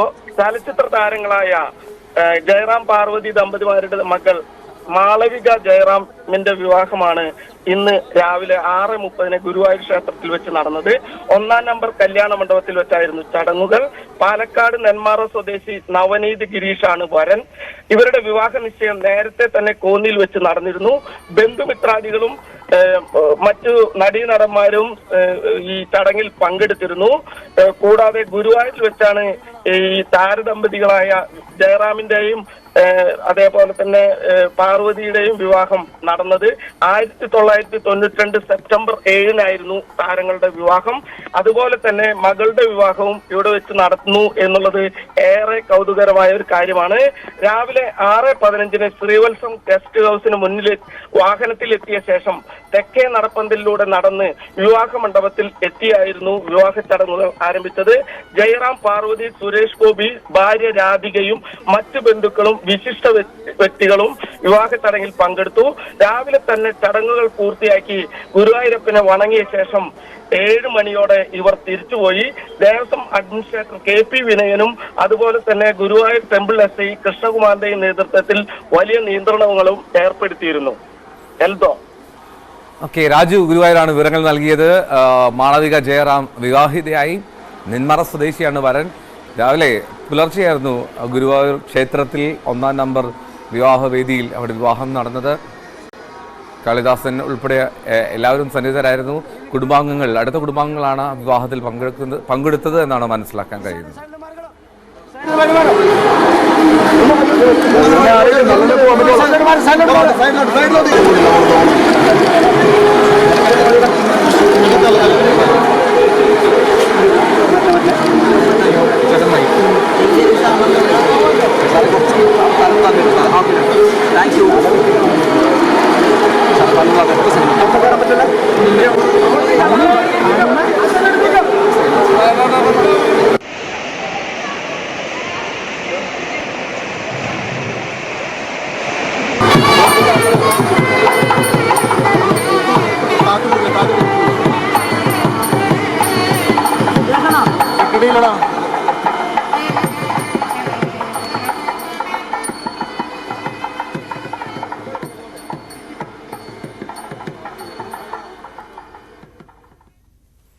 ജയറാമും പാർവതിയും വിവാഹിതരായത് ഗുരുവായൂർ ക്ഷേത്രത്തിൽ തന്നെയായിരുന്നു. അവിടെ തന്നെയാണ് ഇപ്പോൾ മാളവിക ജയറാമിൻ്റെ വിവാഹവും നടക്കുന്നത്. എന്നാലും അതിൻ്റെ ദൃശ്യങ്ങളാണ് ഇപ്പോൾ കണ്ടത്.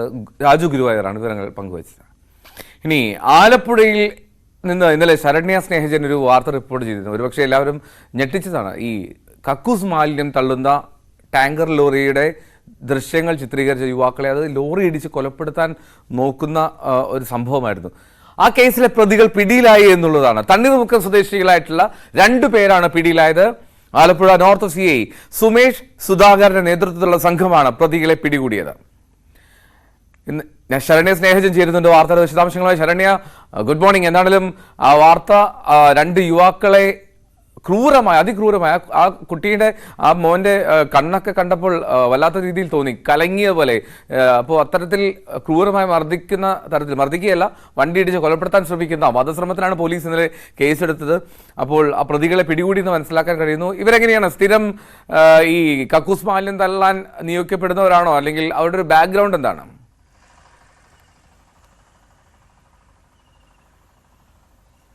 എൽദോ, തീർച്ചയായും നമ്മളെ എല്ലാവരെയും ഞെട്ടിച്ച സംഭവം തന്നെയാണ്. അതായത് ആലപ്പുഴ പാതിരപ്പള്ളിയിൽ സ്വന്തം വീടിന്റെ മുൻഭാഗത്തായി ഇത്തരത്തിൽ കക്കൂസ് മാലിന്യം തള്ളുന്നത് കണ്ട ആളുകളുടെ ചിത്രം, അതായത് ആ വാഹനത്തിന്റെ നമ്പർ പ്ലേറ്റിന്റെ ചിത്രം എടുക്കാനായി ശ്രമിച്ച യുവാക്കളാണ് പിന്നീട് ഒരു വീഴുകയും അവരുടെ ശരീരമാസകലം മുറിവുണ്ടാവുകയും ചെയ്തിരുന്നു. ഭാഗ്യത്തിന് പുറകിൽ നിന്ന് വന്ന വാഹനങ്ങൾ നിർത്തി ഇവരെ 2 പേരെയും, അതായത് ആലപ്പുഴ പാതിരപ്പള്ളി സ്വദേശികളായ സോജുവിനെയും അജിത്തിനെയുമാണ് ഇത്തരത്തിൽ വാഹനം ഇടിച്ച് ലോറി ഇടിച്ചാണ് അവർ കൊലപ്പെടുത്താനായി ശ്രമിച്ചത്. വധശ്രമത്തിന് തന്നെയാണ് പോലീസ് കേസെടുത്തത്. അതീവ ഗൗരവത്തോടു കൂടി ഈ കേസിനെ നോക്കിക്കാണുന്നു എന്നുള്ളതാണ് ഇന്നലെ ജില്ലാ പോലീസ് മേധാവി ചൈത്ര തെരേസ ജോൺ പറഞ്ഞത്. അവർ പറഞ്ഞ അതേ ഗൗരവത്തോടു കൂടി തന്നെ പോലീസ് ഈ സംഭവം അന്വേഷിക്കുകയും ചെയ്തിട്ടുണ്ട്. നോർത്ത് CI സുധീഷ് സുധാകരൻ നേതൃത്വത്തിലുള്ള സംഘം ഇന്നലെ ഉച്ചയോടുകൂടി തന്നെ ഇതിനകത്തൊരു പ്രത്യേക സ്ക്വാഡ് പോലീസ് രൂപീകരിച്ച് അന്വേഷണം ആരംഭിച്ചിട്ടുണ്ടായിരുന്നു. അതിൽ നോർത്ത് CI നേതൃത്വത്തിലുള്ള സംഘം ഇന്നലെ രാത്രി, അതായത് ഇന്നലെ മുഴുവൻ അവർ CCTV ദൃശ്യങ്ങളും ഈ വാഹനം ഐഡന്റിഫൈ ചെയ്യുന്നതിന് വേണ്ടിയുള്ള പരിശോധനകളും ഒക്കെ പോലീസ് നടത്തിക്കൊണ്ടിരിക്കുകയായിരുന്നു. വൈകിട്ടോടുകൂടി പ്രതികളിലേക്ക് എത്തിച്ചേരാൻ പോലീസിന് കഴിഞ്ഞു. ഇന്നലെ രാത്രി തന്നെ തണ്ണീർമുക്കം സ്വദേശികളായ 2 പേരെ പോലീസ് കസ്റ്റഡിയിൽ എടുക്കുകയും ചെയ്തിട്ടുണ്ട്. ഇവരുടെ വാഹനം സീസ് ചെയ്ത് ഇപ്പോൾ നോർത്ത് പോലീസ് സ്റ്റേഷനിൽ സൂക്ഷിച്ചിരിക്കുകയാണ്. പ്രതികളും അവിടെയുണ്ട്. അല്പസമയത്തിനകം തന്നെ അവരുടെ അറസ്റ്റ് സ്ഥിരീകരിക്കുമെന്നുള്ളതാണ് നമുക്ക് പോലീസ് ലഭ്യമാകുന്ന വിവരം. എന്തായാലും അറസ്റ്റ് സ്ഥിരീകരിച്ചാൽ ഉടൻ തന്നെ അവരുടെ പേര് വിവരങ്ങൾ നൽകാൻ കഴിയും. തണ്ണീർമുക്കം സ്വദേശികളാണ്. മാത്രമല്ല ഇവർ പോലീസിനോട് കുറ്റം സമ്മതിച്ചിട്ടുണ്ട് എന്നുള്ളതാണ് ഇപ്പോൾ നമുക്ക് ലഭ്യമാകുന്ന വിവരം. ഏറ്റവും പ്രധാനപ്പെട്ട കാര്യമെന്ന് പറയുന്നത് ഈ എറണാകുളത്തും കായംകുളത്തും ജോലി ചെയ്ത 2 യുവാക്കൾ അവർ റെയിൽവേ സ്റ്റേഷനിലേക്ക് വീക്കെൻഡ് അവധി കഴിഞ്ഞ റെയിൽവേ സ്റ്റേഷനിലേക്ക് പോകുന്ന വഴിക്കാണ് പാതിരപ്പള്ളിയിലെ റേഡിയോ സ്റ്റേഷന് മുൻഭാഗത്തായി ഇത്തരത്തിൽ മാലിന്യം കൊണ്ടുവന്ന ലോറിയിൽ തള്ളുന്നതായി അവർ കാണുന്നത്. ആദ്യം ഈ ചെറുപ്പക്കാർ വാഹനത്തിന്റെ പിന്നിൽ നിന്ന് നമ്പർ പ്ലേറ്റ് എടുക്കാൻ അവർ ഇരുചക്ര വാഹനത്തിലായിരുന്നു. ഇവർ വാഹനം നിർത്താൻ പോലും അവർ തയ്യാറായില്ല. അവർ പുറകിൽ നിന്ന് ആ നമ്പർ പ്ലേറ്റ് നോക്കിയപ്പോൾ അത് മൂടിയ അവസ്ഥയിലായിരുന്നു, ഒരു നമ്പർ പ്ലേറ്റ് മറച്ച അവസ്ഥയിലായിരുന്നു. പിന്നെ ഇവർ ഫ്രണ്ടിലേക്ക് വണ്ടി ഓടിച്ചു വന്ന് വിഷ്വൽ എടുക്കാനായിട്ട് അതിന്റെ നമ്പർ പ്ലേറ്റ് എടുക്കാനായി ശ്രമിക്കുന്നുണ്ടെങ്കിൽ പോലും അത് കിട്ടുന്നില്ല. ഹൈ ബീമിൽ പിന്നെ ഹെഡ്ലൈറ്റ് ഓൺ ചെയ്തിട്ട് ആണ് ഇവർ ഒരു മിനിറ്റ് ഒക്കെ എടുത്താണ് ഇത് തുറന്നു വിട്ടിട്ട് ഇവർ പോകുന്നത്. ഇത്തരത്തിൽ അത് എടുക്കാൻ കഴിഞ്ഞതുമില്ല. പക്ഷെ ആ വിഷ്വലിൽ തന്നെ ആ യുവാക്കൾ എടുത്ത വിഷ്വലിൽ തന്നെ ഇവർ ആക്രോശിക്കുന്ന ശബ്ദം കേൾക്കാമായിരുന്നു. പിന്നീട് ഈ യുവാക്കളെ കണ്ട ഈ ലോറിയിൽ ഉണ്ടായിരുന്ന 2 പേർ അവർ തണ്ണീർമുക്കം സ്വദേശികളാണ്. ഇവർ ഈ യുവാക്കളെ പിന്തുടർന്നു. വലിയകലൂർ ക്ഷേത്രത്തിന്റെ ഭാഗത്തെത്തിയപ്പോൾ ലോറി വട്ടം വെച്ച് ഈ താഴത്തേക്ക് ചാടി ഇറങ്ങി ഇവരെ ആക്രമിക്കാനായി ശ്രമിക്കുന്നു. പക്ഷെ ലോറി സ്ലോ ചെയ്തപ്പോൾ ഇവർ പറയുന്നത് കയ്യിൽ ഇരുമ്പ് ദണ്ട് ഉൾപ്പെടെയുള്ള ആയുധങ്ങൾ ഉണ്ടായിരുന്നു. ഭീഷണിയാണ് അവർ മുഴക്കിയത്. സംഭവം പ്രശ്നമാണെന്ന് മനസ്സിലാക്കിയതോടെ യുവാക്കൾ അവിടെ നിന്ന് ജീവനും കൊണ്ട് രക്ഷപ്പെടുന്ന ഒരു സാഹചര്യമായിരുന്നു. പിന്നീടും ഏകദേശം 1.5 കിലോമീറ്ററോളം ഇവരെ പിന്തുടർന്നാണ് ESI ജംഗ്ഷനിൽ എത്തിയപ്പോൾ ദേശീയപാതയിൽ തന്നെ ലോറി കൊണ്ടുവന്നത്. അത് ലോറിയുടെ ലൈറ്റ് ഓഫ് ചെയ്തിരുന്നു എന്നുള്ള, ടാങ്കറിന്റെ ലൈറ്റ് ഓഫ് ചെയ്തിരുന്നു എന്നുള്ളതാണ് ഈ പരിക്കേറ്റ ആളുകൾ പറയുന്നത്. വാഹനം കൊണ്ടുവന്ന് ഇടിച്ച് ഇവരെ ദേശീയപാതയ്ക്ക് നടുക്കേക്ക് ഇടുകയായിരുന്നു. ആ ഇടിയുടെ ആഘാതത്തിൽ അജിത്ത് എന്ന കായംകുളത്തേക്ക് ജോലിക്ക് പോയ അജിത്ത് റോഡിന്റെ ഇടതുവശത്തേക്ക് വീഴുകയും വാഹനവുമായി വീഴുകയും ചെയ്തു. സോജു നേരെ ദേശീയപാതയുടെ നടുക്കാണ് വീണത്. എന്ത് വേണമെങ്കിലും ആ യുവാക്കൾക്ക് അവിടെ വെച്ച് സംഭവിക്കാമായിരുന്നു. ഇടിയുടെ ആഘാതത്തിൽ മാത്രമല്ല പുറകെ വരുന്ന വാഹനങ്ങളുണ്ട്, ദേശീയപാതയിൽ തിരക്കുണ്ട്. ഈ സംഭവങ്ങളൊക്കെ ഇവർക്ക് എന്ത് വേണമെങ്കിലും സംഭവിക്കാമെന്നുള്ള ആ അക്രമത്തിൽ സംഭവിക്കാമെന്നുള്ള വിലയിരുത്തൽ പോലീസിന് ഉണ്ടായിരുന്നു. അതുകൊണ്ട് തന്നെയാണ് വധശ്രമത്തിനാണ്, കൊലപ്പെടുത്താൻ ശ്രമിച്ചതിന് തന്നെയാണ് പോലീസ് ഇന്നലെ വകുപ്പിട്ട് 307 വകുപ്പിട്ട കേസ് രജിസ്റ്റർ ചെയ്യുകയും ചെയ്തത്. വളരെ ഗൗരവത്തോടു കൂടി അത് പോലീസ് നോക്കിക്കാണുകയും ചെയ്തു. ആ ദേശീയപാതയിൽ വീണ യുവാക്കളെ, അജിത്തിനെയും സോജുവിനെയും, ആ വീഴ്ചയിൽ തന്നെ അജിത്തിന്റെ ബോധം നഷ്ടമായിരുന്നു. അജിത്തിന്റെയാണ് എൽദോ നേരത്തെ സൂചിപ്പിച്ചതുപോലെ ഒരു ഭാഗത്ത് കണ്ണിന്റെ ഒരു ഭാഗം പൂർണ്ണമായി കലങ്ങിയ അവസ്ഥയിലാണ് അജിത്ത് ഉള്ളത്. അവരുടെ ദേഹം മുഴുവൻ ഒരഞ്ഞ തൊലികൾ നീങ്ങിയ മുറിവാണ്. നമുക്ക് അവരെ കാണുമ്പോൾ തന്നെ വിഷമം തോന്നും. കാരണം മെഡിക്കൽ കോളേജിൽ ചികിത്സയ്ക്ക് ശേഷം 2 പേർക്കും നടക്കാൻ പോലും ബുദ്ധിമുട്ടുള്ള അവസ്ഥയിലാണ് അവർ ഇപ്പോൾ ഉള്ളത്. ശരീരം മുഴുവൻ അവർക്ക് വീഴ്ചയിലുള്ള മുറിവുകളുണ്ട്. തല അടിച്ച് വീണതിന്റെയാണ് ആ സൈഡിൽ കറുത്ത കണ്ണ് ചുമന്ന് കലങ്ങി കിടക്കുന്നത്. എന്തായാലും ഇവരെ രക്ഷപ്പെടുത്തിയത് പുറകെ വന്ന ദേശീയപാതയിൽ ഉണ്ടായിരുന്ന വാഹനങ്ങൾ വന്ന ആളുകളാണ്. അവരെ ഭാഗ്യത്തിന് ഇവരെ കണ്ടു. വെളുപ്പിന് 5:40 ഇവരെ ഇടിച്ചിടുന്നത്. അതുകൊണ്ട് തന്നെ വെട്ടമില്ലായിരുന്നു, വെളിച്ചമില്ലായിരുന്നു. ആ അപകടത്തിൽ ഈ പുറകെ വന്ന വാഹനങ്ങൾ ഇടിച്ചാൽ പോലും ഇവർക്ക് ഗുരുതരമായ സാഹചര്യത്തിലേക്ക് പോകായിരുന്നു. ഭാഗ്യത്തിന് പുറകെ വന്ന വാഹനങ്ങൾ ഇവരെ കണ്ടു. അവർ നിർത്തി മറ്റു വാഹനങ്ങളെ നിയന്ത്രിച്ചാണ് ഈ 2 ചെറുപ്പക്കാരെയും ആംബുലൻസിൽ ആലപ്പുഴ വണ്ടാനം മെഡിക്കൽ കോളേജിലേക്ക് കൊണ്ടുപോകുന്നത്. അത്ര ഗുരുതരമായ ഒരു സാഹചര്യം ഉണ്ടായിരുന്നു. ആ ചെറുപ്പക്കാർ ചെയ്തത് അനധികൃതമായി മാലിന്യം തള്ളുന്നവരുടെ ആ വാഹനം ഐഡന്റിഫൈ ചെയ്ത് പോലീസിന് കൈമാറാൻ വേണ്ടി ആണ് അവർ ആ ചിത്രം എടുക്കാൻ ശ്രമിച്ചത്. പക്ഷേ അതിനകത്താണ് ഇത്ര ഭീതിതമായ രീതിയിൽ കൊട്ടേഷൻ സംഘങ്ങളെ പോലെ കൊട്ടേഷൻ സംഘം ഇവർക്ക് എല്ലാവർക്കും ഒരു ക്രിമിനൽ പശ്ചാത്തലം ഉണ്ടെന്നൊക്കെയാണ് പോലീസ് വ്യക്തമാക്കുന്നത്. മുൻപ് കേസുകൾ ഉണ്ടെന്നും ഒക്കെ വ്യക്തമാക്കുന്ന ഒരു മണിക്കൂറുകൾ നമുക്ക് ഇവർ ആരാണ് എന്നതിനെ സംബന്ധിച്ച് കൃത്യമായ വിവരം പുറത്തേക്ക് വിടാനാകും.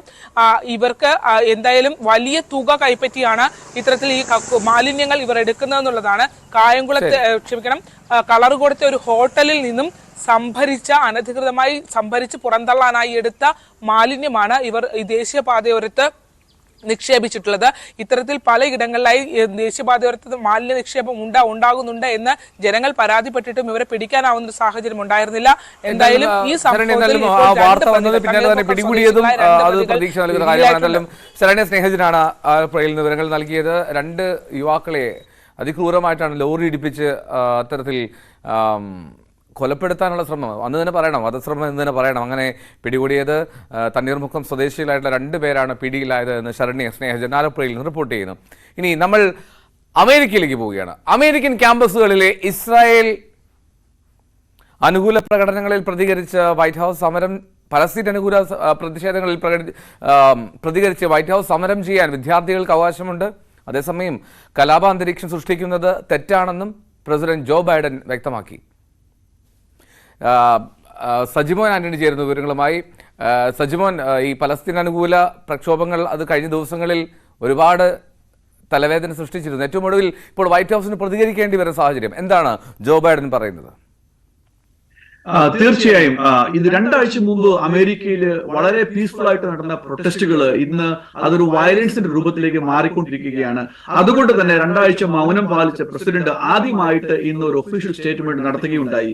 അദ്ദേഹം അമേരിക്കൻ സ്റ്റുഡൻസിനോട് പറഞ്ഞത് ഇതാണ്: ഇത് സ്ട്രൈക്ക് സമരം ചെയ്യാനുള്ള എല്ലാ മൗലിക അവകാശങ്ങളും ജനാധിപത്യത്തിൽ ഉറച്ചു വിശ്വസിക്കുന്ന ഈ രാജ്യത്തിലുള്ള എല്ലാ സ്റ്റുഡൻസിനും ഉണ്ട്. എന്നാൽ അതിനെ വയലൻസ് ആക്കാനോ ക്ലാസ്സിൽ ഡിസ്ട്രപ്റ്റ് ചെയ്യാനോ പൊതു സ്വത്ത് നശിപ്പിക്കാനോ കോളേജിന്റെ സ്വത്തുകൾ നശിപ്പിക്കാനുള്ള അവകാശം ആർക്കുമില്ല. അങ്ങനെ ഉണ്ടെങ്കിൽ അതിനെ ശക്തമായി നേരിടും. എന്നാൽ ഈ വയലൻസും ഈ പ്രൊട്ടസ്റ്റും കാര്യങ്ങളും ഒന്നും അദ്ദേഹത്തിന്റെ ഇസ്രായേലിനോടുള്ള ഒരു സ്റ്റാൻഡിന് ഒരു കാരണവശാലും ഇൻഫ്ലുവൻസ് ചെയ്യുകയില്ല എന്നുള്ള ഒരു ദൃഢമായ സ്റ്റേറ്റ്മെന്റ് ആണ് വൈറ്റ് ഹൗസിൽ നിന്ന് വന്നിരിക്കുന്നത്. വ്യത്യാസം ഇപ്പൊ ഇവിടെ നടന്നുകൊണ്ടിരിക്കുന്നത് പറഞ്ഞു കഴിഞ്ഞാൽ, ഇന്നലെ നമ്മൾ സംസാരിച്ചപ്പോൾ 300-ലധികം ആൾക്കാർ ഇവിടെ സ്റ്റുഡൻസ് അറസ്റ്റ് ചെയ്തു എന്നായിരുന്നു നമ്മൾ സംസാരിച്ചിരുന്നത്. എന്നാൽ ഇന്ന് അത് 2000-ലധികം സ്റ്റുഡൻസിനെ അറസ്റ്റ് ചെയ്തു എന്നുള്ള ഒരു ബ്രേക്കിംഗ് ന്യൂസ് ആണ് എനിക്ക് ഇവിടുന്ന് പറയാനുള്ളത്. ആ 2000-ലധികം സ്റ്റുഡൻസ് അറസ്റ്റ് ചെയ്തിരിക്കുന്നത് ചെറിയ ചെറിയ യൂണിവേഴ്സിറ്റികളിൽ നിന്നുള്ള ലോകമാകമാനം അറിയപ്പെടുന്ന ടോപ്പ് മോസ്റ്റ് യൂണിവേഴ്സിറ്റികളിൽ എന്നുള്ള ഒരു പ്രത്യേകതയാണ് അതിനകത്തുള്ളത്. പ്രത്യേകിച്ചും Columbia university, Texas university, Harvard university, അതുപോലെ തന്നെ പോർട്ട്ലൻഡ് യൂണിവേഴ്സിറ്റി, അങ്ങനെയുള്ള UCLA യൂണിവേഴ്സിറ്റി, കാലിഫോർണിയ, അങ്ങനെയുള്ള പ്രശസ്തമായ യൂണിവേഴ്സിറ്റികളിൽ നിന്നാണ് ഈ അറസ്റ്റുകൾ മുഖ്യമായിട്ടും ഭരിച്ചിരിക്കുന്നത്. 200-ലധികം ആൾക്കാർ കൊളംബിയ യൂണിവേഴ്സിറ്റിയിൽ നിന്ന്, 173-ലധികം ആൾക്കാർ ഇവിടുത്തെ ന്യൂയോർക്ക് സിറ്റിയിലുള്ള സിറ്റി യൂണിവേഴ്സിറ്റിയിൽ നിന്നും, അതോടൊപ്പം തന്നെ 200 അല്ലെങ്കിൽ 300-ലധികം ആൾക്കാർ പോർട്ട്ലൻഡ് യൂണിവേഴ്സിറ്റിയിൽ നിന്നാണ് അറസ്റ്റ് വന്നിരിക്കുന്നത്. ആദ്യമായിട്ട് ഇന്നലെ വരെ ഒരു പ്രതിഭാസം ഉണ്ടായിരുന്നു. വളരെ പീസ്ഫുൾ ആയിട്ട് പ്രൊട്ടസ്റ്റ് നടത്തുകയാണെന്നായിരുന്നു സ്റ്റുഡൻസ് യൂണിയൻസുകൾ ക്ലെയിം ചെയ്തിരുന്നത്. പോലീസ് വളരെ ക്ഷമയോടുകൂടി അവർ ഡീൽ ചെയ്യുകയായിരുന്നു. അഡ്മിനിസ്ട്രേഷൻ വളരെ ക്ഷമയോടുകൂടി ഡീൽ ചെയ്യുകയായിരുന്നു. എന്നാലും ഇന്നലെ രാത്രി ആ ഒരു സ്ഥിതി മാറി.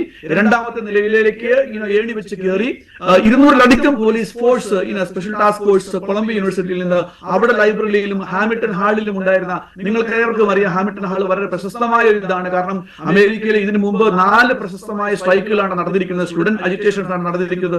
ആദ്യമായിട്ട് 1968 അത് വിയറ്റ്നാമിന് വാറിന് വേണ്ടി എഗിൻസ്റ്റ് ആയിരുന്നു. അതിനുശേഷം ഫ്രീ സ്പീച്ച് എന്നുള്ള മുദ്രാവാക്യമായിട്ട് 1970 പിന്നെ 1985 സൗത്ത് ആഫ്രിക്കയിൽ നടന്ന അപ്പാർത്തൈഡ് അതിനൊക്കെതിരായിട്ടായിരുന്നു. അതിനുശേഷം കണ്ട ഏറ്റവും വലിയൊരു സ്റ്റുഡന്റ് മൂവ്മെന്റിലേക്കാണ് ഈ ഒരു മൂവ്മെന്റ് ഇപ്പൊ നടന്നുകൊണ്ടിരിക്കുന്നത്. എനിക്ക് ഇവിടെ നിന്ന് ഇപ്പോൾ റിപ്പോർട്ട് ചെയ്യുന്നത് അമേരിക്ക മാത്രമല്ല, ഈ ഒരു പ്രതിഭാസം സ്ലോലി ഒരു ഗ്ലോബൽ പ്രതിഭാസമായി മാറുന്നതായിട്ടാണ് കാണുന്നത്.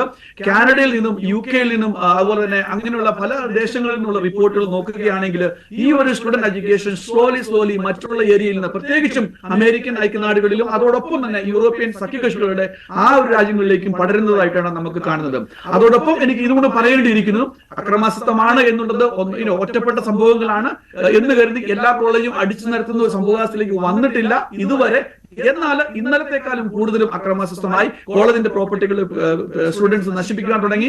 ലൈബ്രറിയിലൊക്കെ ഡിസ്ട്രോയ് ചെയ്യുന്ന ഒരു സിറ്റുവേഷൻ കണ്ട് ചെയറുകളും മറ്റുകളും ഒക്കെ മറ്റു കാര്യങ്ങളുമൊക്കെ അങ്ങോട്ടും ഇങ്ങോട്ടും എടുത്ത് എറിയുന്ന സംവിധാനം കണ്ട് ഒറ്റപ്പെട്ട ഏരിയകളിൽ പാലസ്തീൻ അനുകൂലികളായ സ്റ്റുഡൻസും ഇസ്രായേൽ അനുകൂലികളായ സ്റ്റുഡൻസും അങ്ങോട്ടും ഇങ്ങോട്ടും കൈയേറ്റം ചെയ്യുന്ന സ്ഥിതിഗതികൾ വരെ എത്തി. അവിടെയാണ് പോലീസ് കർശനമായിട്ട് ഇടപെട്ടത്. ഓരോ ഏരിയയിൽ പോലീസ് റബ്ബർ ബുള്ളറ്റ് ഫയർ ചെയ്ത് കുട്ടികളെ സ്റ്റുഡൻസിനെ ഡിസ്പേഴ്സ് ചെയ്യുന്ന സാഹചര്യം വരെ ഉണ്ടായി എന്നുള്ളതാണ് ഇവിടെ നിന്ന് റിപ്പോർട്ട് ചെയ്യാനുള്ളത്. Okay, thank you so much Sajimon Antony.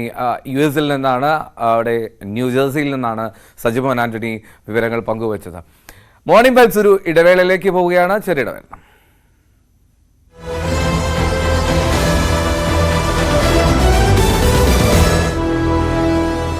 Akshay तृतीय नाला शोर शराबा करना, बहिष्कार कर देना, बोलने नहीं देना, डिबेट में हिस्सा नहीं लेना और बाहर निकलकर प्रेस करना कि हमारे साथ अन्याय हो रहा है। क्या समझते देश की जनता को? देश की जनता ये सब नहीं जानती है। देश की जनता ये सब चीजें बहुत अच्छे तरीके से जानती है। लोकतंत्र में हेल्दी डिबेट होनी चाहिए। जब ये कैंपेन की शुरुआत हुई थी पिछले कुछ महीनों से, सरकार इकोनॉमी की बात कर रही थी, डेवलपमेंट की बात कर रही थी, जो चीजें अभी आपने बताई इसकी बात करके जनता के बीच जा रही थी। पहले चरण के बाद ये देखा गया कि थोड़ा ये तुष्टीकरण की ओर मुड़ा, थोड़ा हिंदू मुसलमान हुआ। आप लोगों ने कांग्रेस के मैनिफेस्टो को अटैक किया और प्रधानमंत्री ने राजस्थान में एक रैली में कहा कि जो है कांग्रेस का मैनिफेस्टो में अर्बन नक्सल की महक है, इसमें माओइस्ट वो ख्याल दिखाई देता है। तो ये कहां से आया? 12:30 बजे के पहले NDA 400 पार कर जाएगी, मोदी जी फिर से प्रधानमंत्री होंगे। जो लोअर टर्नआउट है इसके बहुत सारे कारण हैं। 12 साल के बाद मतदाता सूची का शुद्धिकरण हुआ है, एक। दूसरा कारण है कि सामने से कोई लड़ाई ही नहीं है, जिसके कारण टर्नआउट पर एक प्रकार से इफेक्ट होता है। मगर हमारी पार्टी की टीम ने, मैंने स्वयं बहुत डिटेल एनालिसिस किया है। हम 2 चरण में 100 पार कर 100 से भी कई अधिक सीटें जीत के साथ आगे बढ़ रहे हैं तीसरे चरण में। तो मुझे 400 पार के लक्ष्य में कोई दिक्कत नहीं दिखाई पड़ती। राहुल गांधी और प्रियंका गांधी जी का कभी हाँ कभी ना, कभी लड़ रहे हैं कभी नहीं लड़ रहे हैं, अभी कुछ सुनने में आ रहा है कि शायद अब नहीं लड़ रहे हैं, इसको कैसे देखते हैं आप? देखिए, ये लोग आत्मविश्वास गवा बैठे हैं। अपनी पुश्तैनी सीट से भी लड़ने का आत्मविश्वास नहीं है। अगर नहीं लड़ना था तो इतने समय तक सीट क्यों पेंडिंग रखी? किसी कार्यकर्ता को दे देते तो कम से कम वो जनसंपर्क तो कर सकता था।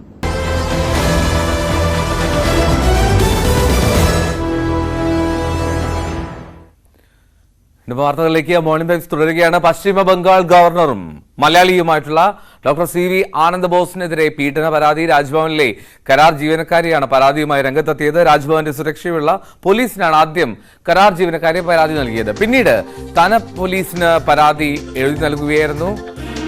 ഭരണഘടനാ പദവി വഹിക്കുന്ന വ്യക്തിയായതിനാൽ പോലീസ് നടപടി സ്വീകരിച്ചിട്ടില്ല. രാജ്ഭവന്റെ പവിത്രത കളങ്കപ്പെട്ടുവെന്നും ഇരയ്ക്ക് വേഗത്തിൽ നീതി ലഭ്യമാക്കണമെന്നും തൃണമൂൽ കോൺഗ്രസ് ആവശ്യപ്പെട്ടു. അതേസമയം കരാർ ജീവനക്കാരി പ്രതികാരം തീർക്കുകയാണെന്ന് രാജ്ഭവൻ പ്രതികരിച്ചു. പരാതികൾ തീർപ്പാക്കുന്നതിൽ ഗവർണർ താക്കീത് നൽകിയിരുന്നു. ഇതിനുള്ള പ്രതികാരമാണ് എന്നാണ് രാജ്ഭവന്റെ വിശദീകരണം.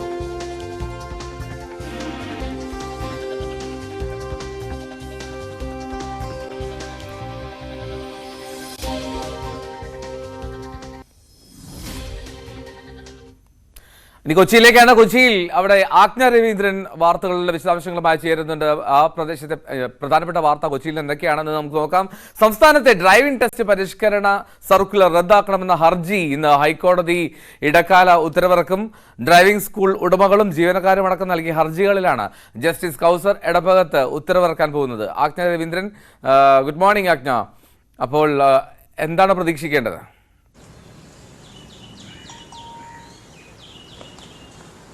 Good morning Eldho. അപ്പോൾ എൽദോ സൂചിപ്പിച്ചതുപോലെ വലിയ പ്രതിഷേധത്തിലാണ് ഡ്രൈവിംഗ് സ്കൂൾ ഉടമകളും ജീവനക്കാരും. പരിഷ്കരിച്ച ഡ്രൈവിംഗ് സ്കൂൾ ടെസ്റ്റുകളിൽ അപാകതകളുണ്ട് എന്ന് ചൂണ്ടിക്കാട്ടി തന്നെയാണ് ഇപ്പോൾ ഡ്രൈവിംഗ് സ്കൂൾ ഉടമകളും ജീവനക്കാരും ചേർന്നുള്ള ഹർജി ഹൈക്കോടതിയിലെത്തിയിരിക്കുന്നത്. പരിഷ്കരിച്ച ഡ്രൈവിംഗ് ടെസ്റ്റുകൾ നടപ്പിലാക്കാൻ കഴിയില്ല, അത് കേന്ദ്ര മോട്ടോർ നിയമത്തിന് വിരുദ്ധമായിട്ടാണ് പരിഷ്കാരം കൊണ്ടുവന്നിരിക്കുന്നത് എന്നുള്ള സൂചനകളോടുകൂടിയാണ് ഹർജി ഹൈക്കോടതി പരിഗണിക്കുന്നത്. ഇതിൽ ഇടക്കാല ഉത്തരവാണ് ഇന്നുണ്ടാവുക. കൗസർ എടപ്പകത്ത് അധ്യക്ഷനായ ബെഞ്ചാണ് ഇന്ന് ഈ കേസ് പരിഗണിക്കുന്നത് എന്നാണ് മനസ്സിലാക്കുന്നത്. എന്തായാലും കുറേ ദിവസങ്ങളായി ഈ ടെസ്റ്റുമായി ബന്ധപ്പെട്ട് അല്ലെങ്കിൽ പരിഷ്കരിച്ച ടെസ്റ്റുമായി ബന്ധപ്പെട്ട് സംസ്ഥാനത്തുടനീളം പ്രതിഷേധം ഉണ്ടായിരിക്കുന്ന ഒരു സാഹചര്യം കൂടി കണക്കിലെടുക്കേണ്ടതുണ്ട്. എന്നിരുന്നാൽ പോലും 15 വർഷം ആയ വാഹനങ്ങൾ ടെസ്റ്റ് നിരക്കാതിരിക്കുക, അതുപോലെ തന്നെ മറ്റു പരിഷ്കാരങ്ങൾ വരുത്തിയിരിക്കുന്ന മറ്റു പരിഷ്കാരങ്ങളൊക്കെ നടപ്പിലാക്കാൻ കഴിയാത്ത തരത്തിലുള്ളവയാണ് എന്ന് ചൂണ്ടിക്കാട്ടി തന്നെയാണ് ഹർജിക്കാർ കോടതിയെ സമീപിച്ചിരിക്കുന്നത്. എൽദോ ശരി. ഒപ്പം തന്നെ മറ്റൊരു വാർത്ത കൊച്ചിയിൽ നിന്ന് ഉള്ളത്, കരുവന്നൂർ ബാങ്ക് തട്ടിപ്പ് കേസിൽ അറസ്റ്റിലായ CPIM കൗൺസിലർ PR അരവിന്ദാക്ഷന്റെ ജാമ്യാപേക്ഷയും ഇന്ന് ഹൈക്കോടതി പരിഗണിക്കുന്നുണ്ട്. കഴിഞ്ഞ 7 മാസമായി ജയിലിലാണ് അരവിന്ദാക്ഷൻ. ആജ്ഞ, ഈ അപേക്ഷയുടെ വിശദാംശം കൂടി.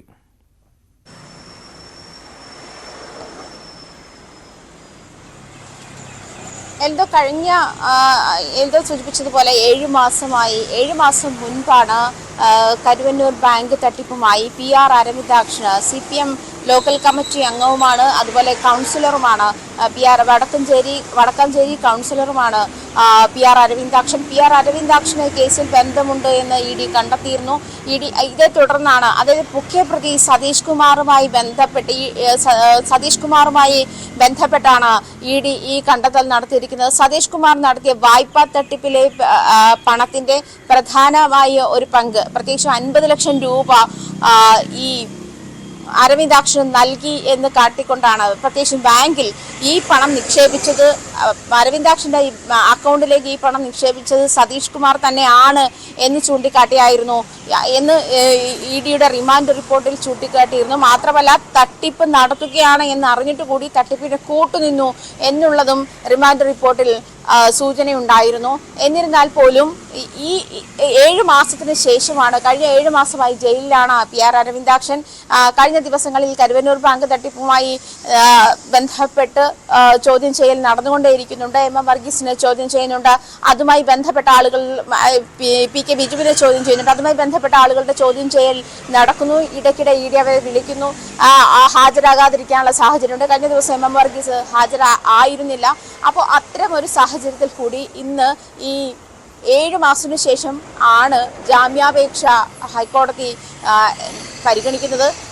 പ്രത്യേകിച്ചും ഈ ഒരു കേസിൽ ഞാൻ നേരത്തെ സൂചിപ്പിച്ച പോലെ സതീഷ് കുമാറുമായി അടുത്ത ബന്ധമുണ്ട്. അദ്ദേഹവുമായുള്ള ഫോൺ സംഭാഷണത്തിന്റെ ശബ്ദരേഖയൊക്കെ ED പുറത്തുവിട്ടിരുന്നു. ഈ ഒരു സാഹചര്യത്തിലാണ് ഇപ്പോൾ വീണ്ടും PR അരവിന്ദാക്ഷന്റെ ജാമ്യാപേക്ഷ പരിഗണിക്കുന്നത്. എൽദോ. ഓക്കെ, അപ്പോൾ എന്താണെങ്കിലും ആജ്ഞ രവീന്ദ്രനാണ് വിവരങ്ങൾ പങ്കുവച്ചത്. കരുവന്നൂർ അവിടെ അരവിന്ദാക്ഷൻ്റെ ജാമ്യാപേക്ഷ ഇന്ന് ഹൈക്കോടതി പരിഗണിക്കുന്നുണ്ട്. ഇനി ഡ്രൈവിംഗ് സ്കൂൾ, അവരുടെ സ്കൂൾ ഉടമകളുടെയും പ്രതിഷേധക്കാരുടെയും ഒക്കെ ഇടക്കാല ഉത്തരവിറക്കുന്ന സാഹചര്യമുണ്ട് ഇന്ന് ഹൈക്കോടതിയിൽ. അങ്ങനെ നിരവധിയായിട്ടുള്ള വാർത്തകൾ ഇന്ന് പ്രതീക്ഷിക്കുന്നു.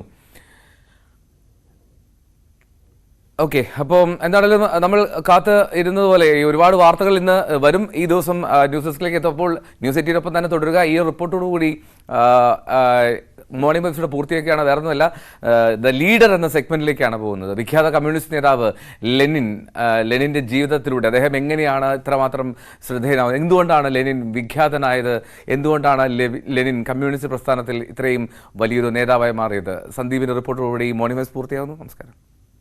ലോകം ഇന്നും ഒരു നേതാവിനെ മഹാൻ എന്ന് വിളിക്കുന്നുണ്ടെങ്കിൽ അത് കമ്മ്യൂണിസ്റ്റുകാരനായ ലെനിനെയാണ്. വ്ളാഡിമിർ ഇല്ലിച്ച് ഉല്യാനോവ് എന്ന VI ലെനിൻ. എന്താണ് ലെനിനെ ലോക നേതാക്കൾക്കിടയിൽ വേറിട്ട് നിർത്തുന്നത്? റഷ്യയുടെ അധികാരം പിടിച്ചെടുത്തതോ, വിവിധ സോവിയറ്റുകളെ ഏകീകരിച്ച് സോവിയറ്റ് യൂണിയൻ എന്ന മഹാരാജ്യം രൂപീകരിച്ചതോ, അമേരിക്ക എന്ന വൻ ശക്തിയെ നേർക്കുനേർ നിന്ന് പോർ വിളിച്ചതോ അല്ല ലെനിൻ എന്ന നേതാവിന്റെ ഗരിമ. മറിച്ച് അന്നുവരെ ലോകത്തിന് പരിചിതമല്ലാതിരുന്ന വെറുമൊരു സങ്കല്പം മാത്രമായി അവശേഷിക്കുമെന്ന് എല്ലാവരും കരുതിയ ഒരു ആശയത്തെ നടപ്പിലാക്കിയ ഭരണാധികാരി എന്ന നിലയിലാണ് ചരിത്രം ലെനിന് മഹാൻ എന്ന വിശേഷണം നൽകുന്നത്. ധീരനായ വിപ്ലവകാരിയും മികച്ച സംഘാടകനും കഴിവുറ്റ ഭരണാധികാരിയും ഉജ്ജ്വല വാഗ്മിയുമായിരുന്ന ലെനിൻ എന്ന ഈ പുതിയ കമ്മ്യൂണിസ്റ്റ് കാലത്ത് നമുക്കൊന്ന് പോകേണ്ടതുണ്ട്.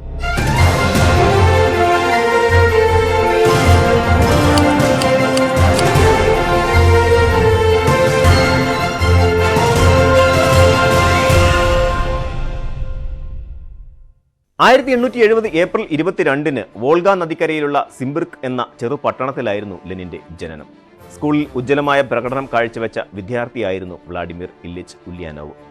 തുടർന്ന് ആ മിടുക്കനായ വിദ്യാർത്ഥി നിയമം പഠിച്ചു.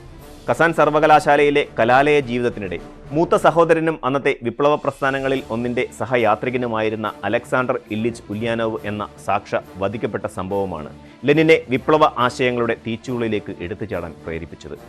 വാക്കുകളിലും എഴുത്തുകളിലും വിപ്ലവാംശം അധികരിച്ചപ്പോൾ ലെനിനെ യൂണിവേഴ്സിറ്റിയിൽ നിന്ന് അധികൃതർ പുറത്താക്കി. 1871 സന്നദ്ധെടുത്ത് പ്രാക്ടീസ് തുടങ്ങിയ ലെനിൻ സെന്റ് പീറ്റേഴ്സ്ബർഗിൽ ചെന്ന് അവിടെ കേന്ദ്രീകരിച്ച് മുഴുവൻ സമയ വിപ്ലവ പ്രവർത്തനങ്ങൾ തുടങ്ങി. അദ്ദേഹത്തിന്റെ പല സഹപ്രവർത്തകരെയും പോലെ അദ്ദേഹത്തെയും അന്നത്തെ ഭരണകൂടം അറസ്റ്റ് ചെയ്ത് സൈബീരിയൻ മരുഭൂമിക്ക് നടുവിലുള്ള സുഷങ്കോയയിലേക്ക് നാടുകടത്തി. തിരിച്ച് റഷ്യയിലെത്തിയ ലെനിൻ ജൂൾസ് മാൾട്ടോഫ്, നതാഷ്ദ ക്രൂപ്സ്കോയ എന്നീ 2 സുഹൃത്തുക്കൾക്കൊപ്പം റഷ്യൻ സോഷ്യൽ ഡെമോക്രാറ്റിക് ലേബർ പാർട്ടിക്ക് രൂപം നൽകി. 1898 ജൂലൈയിൽ അദ്ദേഹം തന്റെ സഖാവായിരുന്ന നതാഷ്ദ ക്രൂപ്സ്കായയെ ജീവിത സഖിയാക്കി. ഒടുവിൽ 1917 ഒക്ടോബർ വിപ്ലവം എന്ന് പിൽക്കാലത്ത് അറിയപ്പെട്ട രക്തരൂക്ഷിതമായ പോരാട്ടം നടന്നു. 3 വർഷത്തോളം നീണ്ടുനിന്ന പോരാട്ടത്തിൽ ലെനിന്റെ നേതൃത്വത്തിലുള്ള ബോൾഷെവിക്കുകൾ ജയിക്കുന്നു. പിന്നീട് ബോൾഷെവിക് പാർട്ടി കമ്മ്യൂണിസ്റ്റ് പാർട്ടിയായി മാറുകയായിരുന്നു. നിക്കോളാസ് സാറിനെയും കുടുംബത്തെയും വധിച്ച് ബോൾഷെവിക്കുകൾ അധികാരം പിടിച്ചെടുത്തു. സ്വകാര്യ സ്വത്തവകാശം റദ്ദാക്കി. കൃഷിഭൂമി കർഷകർക്ക് വിട്ടുകൊടുത്തു. ഫാക്ടറികളിൽ തൊഴിലാളികൾക്ക് നിയന്ത്രണം നൽകി. പുതിയ പാർട്ടികൾ നിരോധിച്ചു. പുതിയ ഒരു നിയമവ്യവസ്ഥ കെട്ടിപ്പടുത്തി. മനുഷ്യചരിത്രം ഇതുവരെ സാക്ഷ്യം വഹിച്ച ഏറ്റവും വലിയ സംഭവം ഇതായിരുന്നു. ആദ്യമായി ഒരു വലിയ രാഷ്ട്രം ചൂഷിത തൊഴിലാളികളും കർഷകരും തങ്ങളുടെ പരാന്നഭോജികളായ ചൂഷകരെ വലിച്ചെറിഞ്ഞ് അധികാരം സ്വന്തം കൈകളിലെത്തിച്ചു. സോവിയറ്റുകൾ എന്ന് വിളിക്കപ്പെടുന്ന ജനാധിപത്യപരമായി തെരഞ്ഞെടുക്കപ്പെട്ട തൊഴിലാളി കൗൺസിലുകളിലൂടെ തൊഴിലാളി വർഗം അധികാരം പ്രയോഗിക്കുകയും റഷ്യൻ സമൂഹത്തിലെ എല്ലാ ചൂഷണത്തിന് വിധേയരായ ജനങ്ങൾക്കും ദിശാബോധം നൽകുകയും ചെയ്തു. എന്നിരുന്നാലും റഷ്യൻ വിപ്ലവത്തെക്കുറിച്ചുള്ള എല്ലാ പ്രതീക്ഷകളും ലോക വിപ്ലവത്തിന്റെ വിജയത്തിലും പരാജയത്തിലും അധിഷ്ഠിതമായിരുന്നു. റഷ്യ ഒരു പിന്നോക്ക അർദ്ധ ഫ്യൂഡൽ രാജ്യമായിരുന്നു. വർഷങ്ങളോളം യുദ്ധത്തിൽ നശിച്ചു. ഒരു പുതിയ സമൂഹം കെട്ടിപ്പടുക്കുന്നതിനുള്ള ഭൗതിക അടിത്തറ അതിന്റെ അതിരുകൾക്കുള്ളിൽ ഉണ്ടായിരുന്നില്ല. എന്നിരുന്നാലും ബോൾഷെവിക്കുകളുടെ കാഴ്ചപ്പാട് റഷ്യൻ വിപ്ലവം ലോക വിപ്ലവത്തിലെ ഒരു കണ്ണി മാത്രമായി മാറുമെന്നും സോഷ്യലിസം ലോകതലത്തിൽ മാത്രമേ സാധ്യമാകൂ എന്നുമായിരുന്നു. ഉടൻ തന്നെ റഷ്യൻ തൊഴിലാളികൾ ലോകമെമ്പാടുമുള്ള തൊഴിലാളികളോട് ലോകമഹായുദ്ധത്തിന്റെ ക്രൂരത അവസാനിപ്പിക്കുന്നതിനും മുതലാളിത്ത ചൂഷണത്തിന്റെ നുകം വലിച്ചെറിയാനും ആഹ്വാനം ചെയ്തു. ഒരു വിപ്ലവ തരംഗം യൂറോപ്പിൽ ആഞ്ഞടിച്ചു. യൂറോപ്പിലുടനീളമുള്ള ദശലക്ഷക്കണക്കിന് തൊഴിലാളികൾക്കും കർഷകർക്കും സൈനികർക്കും റഷ്യൻ വിപ്ലവം പ്രത്യാശയുടെ പ്രതീകമായിരുന്നു. എന്നാൽ ബോൾഷെവിക്കുകളെ പോലെ തന്നെ അന്താരാഷ്ട്ര സാമ്രാജ്യത്വവും ഇത് മനസ്സിലാക്കുകയും അവർ ഈ തിളങ്ങുന്ന മാതൃക കെടുത്തിക്കളയാൻ പരിശ്രമിക്കുകയും ചെയ്തു. അങ്ങനെ 1917 നവംബറിൽ സോവിയറ്റുകൾ അധികാരം പിടിച്ചെടുത്തതിന് തൊട്ടു പിന്നാലെ 21 വിദേശ സൈന്യങ്ങൾ റഷ്യയെ ആക്രമിച്ചു. വിപ്ലവത്തെ തുടർന്ന് ഭൂ ഉടമകളും മുതലാളിമാരും നടത്തിയ സാമ്പത്തിക അട്ടിമറിയും പുതിയ ഭരണകൂടത്തിന് വെല്ലുവിളി ഉയർത്തി. വിപ്ലവത്തെ അതിന്റെ ശൈശവത്തിൽ തന്നെ ഞെക്കിക്കൊല്ലാൻ ശത്രുക്കൾ എല്ലാ മാർഗങ്ങളും സ്വീകരിച്ചു. ടോട്സ്കിയുടെ നേതൃത്വത്തിൽ ദശലക്ഷക്കണക്കിന് കർഷകരുടെയും തൊഴിലാളികളുടെയും കർശനമായ അച്ചടക്കമുള്ള ചെമ്പട എന്ന റെഡ് ആർമി എല്ലാ ശത്രുക്കളെയും പോരാടി ജയിച്ചു. റഷ്യയുടെ അയൽക്കാരും ബോൾഷെവിക് അനുകൂലികളുമായ മറ്റ് സ്റ്റേറ്റുകളുമായി ചേർന്ന് ലെനിന്റെ നേതൃത്വത്തിൽ 1922 ഡിസംബർ 29 RSFSR അഥവാ Russian socialist federated Soviet republic എന്ന രാജ്യം നിലവിൽ വന്നു. എന്നാൽ ഇന്ന് നാം അറിയപ്പെടുന്ന സോവിയറ്റ് യൂണിയൻ നിലവിൽ വന്നത് 1923 ജൂലൈ 6 ബൈലോ റഷ്യയും ഉക്രൈനും റഷ്യയുമായി ചേർന്നുകൊണ്ടായിരുന്നു ഈ രൂപീകരണം. ലെനിന്റെ നേതൃത്വത്തിൽ ഭൂപ്രഭുക്കളിൽ നിന്ന് വിപ്ലവകാരികൾ ഭൂമി പിടിച്ചെടുത്ത് പാവപ്പെട്ട കർഷകർക്ക് വിഭജിച്ചു നൽകി. ലെനിൻ പുത്തൻ സാമ്പത്തിക നയം പ്രഖ്യാപിച്ചുകൊണ്ടാണ് കർഷകർക്ക് ഇതിന്റെ ശരിയായ ഗുണം ലഭിച്ചു തുടങ്ങിയത്. 1922 വ്ളാഡിമിർ ലെനിന്റെ നേതൃത്വത്തിൽ ബോൾഷെവിക് പാർട്ടി അധികാരത്തിലേറി. കർഷകരുമായി സഖ്യം നിലനിർത്തുക, ആരോഗ്യമുള്ള തൊഴിലാളികളുടെ രാജ്യം സൃഷ്ടിക്കുക, എല്ലാറ്റിനുമുപരിയായി ലോകത്തിന്റെ ഇതര ഭാഗങ്ങളിലെ തൊഴിലാളികൾക്ക് അവരുടെ ചൂഷക ഭരണകൂടങ്ങളെ അട്ടിമറിക്കാൻ സഹായിസ്റ്റ് പാർട്ടിയുടെയും പ്രഥമ പരിഗണനാ വിഷയങ്ങൾ. ദൗർഭാഗ്യകരമെന്ന് പറയട്ടെ, റഷ്യൻ വിപ്ലവത്തെ തുടർന്നുണ്ടായ വിപ്ലവങ്ങളുടെ തിരമാലകളിൽ യൂറോപ്പിലെ മറ്റു ഭാഗങ്ങളിൽ തൊഴിലാളി വർഗത്തിന് അധികാരം പിടിച്ചെടുക്കാനായില്ല. പ്രധാനമായും കമ്മ്യൂണിസ്റ്റ് പാർട്ടികളുടെ അനുഭവക്കുറവായിരുന്നു അതിന് കാരണം.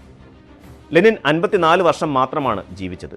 1923 മാർച്ച് 9 ലെനിന് മൂന്നാമത്തെയും അവസാനത്തെയും പക്ഷാഘാതം ഉണ്ടാവുകയും അദ്ദേഹത്തിന്റെ സംസാരശേഷി പൂർണ്ണമായും നഷ്ടപ്പെടുകയും ചെയ്തു.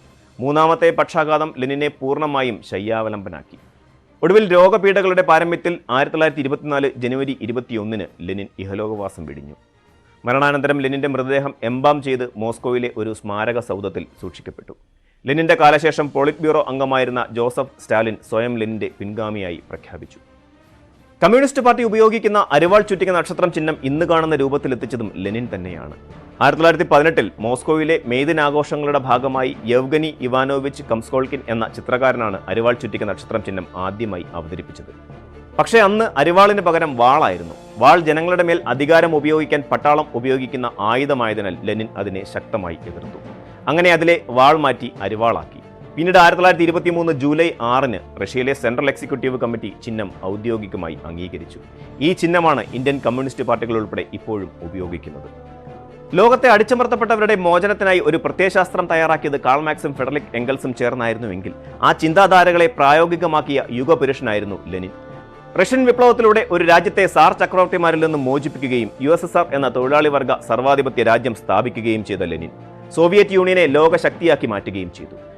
ലോകത്തിന്റെ പകുതിയോളം ഭാഗങ്ങളിൽ കമ്മ്യൂണിസ്റ്റ് നിയന്ത്രിത ഭരണകൂടങ്ങൾ സ്ഥാപിക്കപ്പെട്ടത് റഷ്യൻ വിപ്ലവത്തിന് ശേഷമാണ്.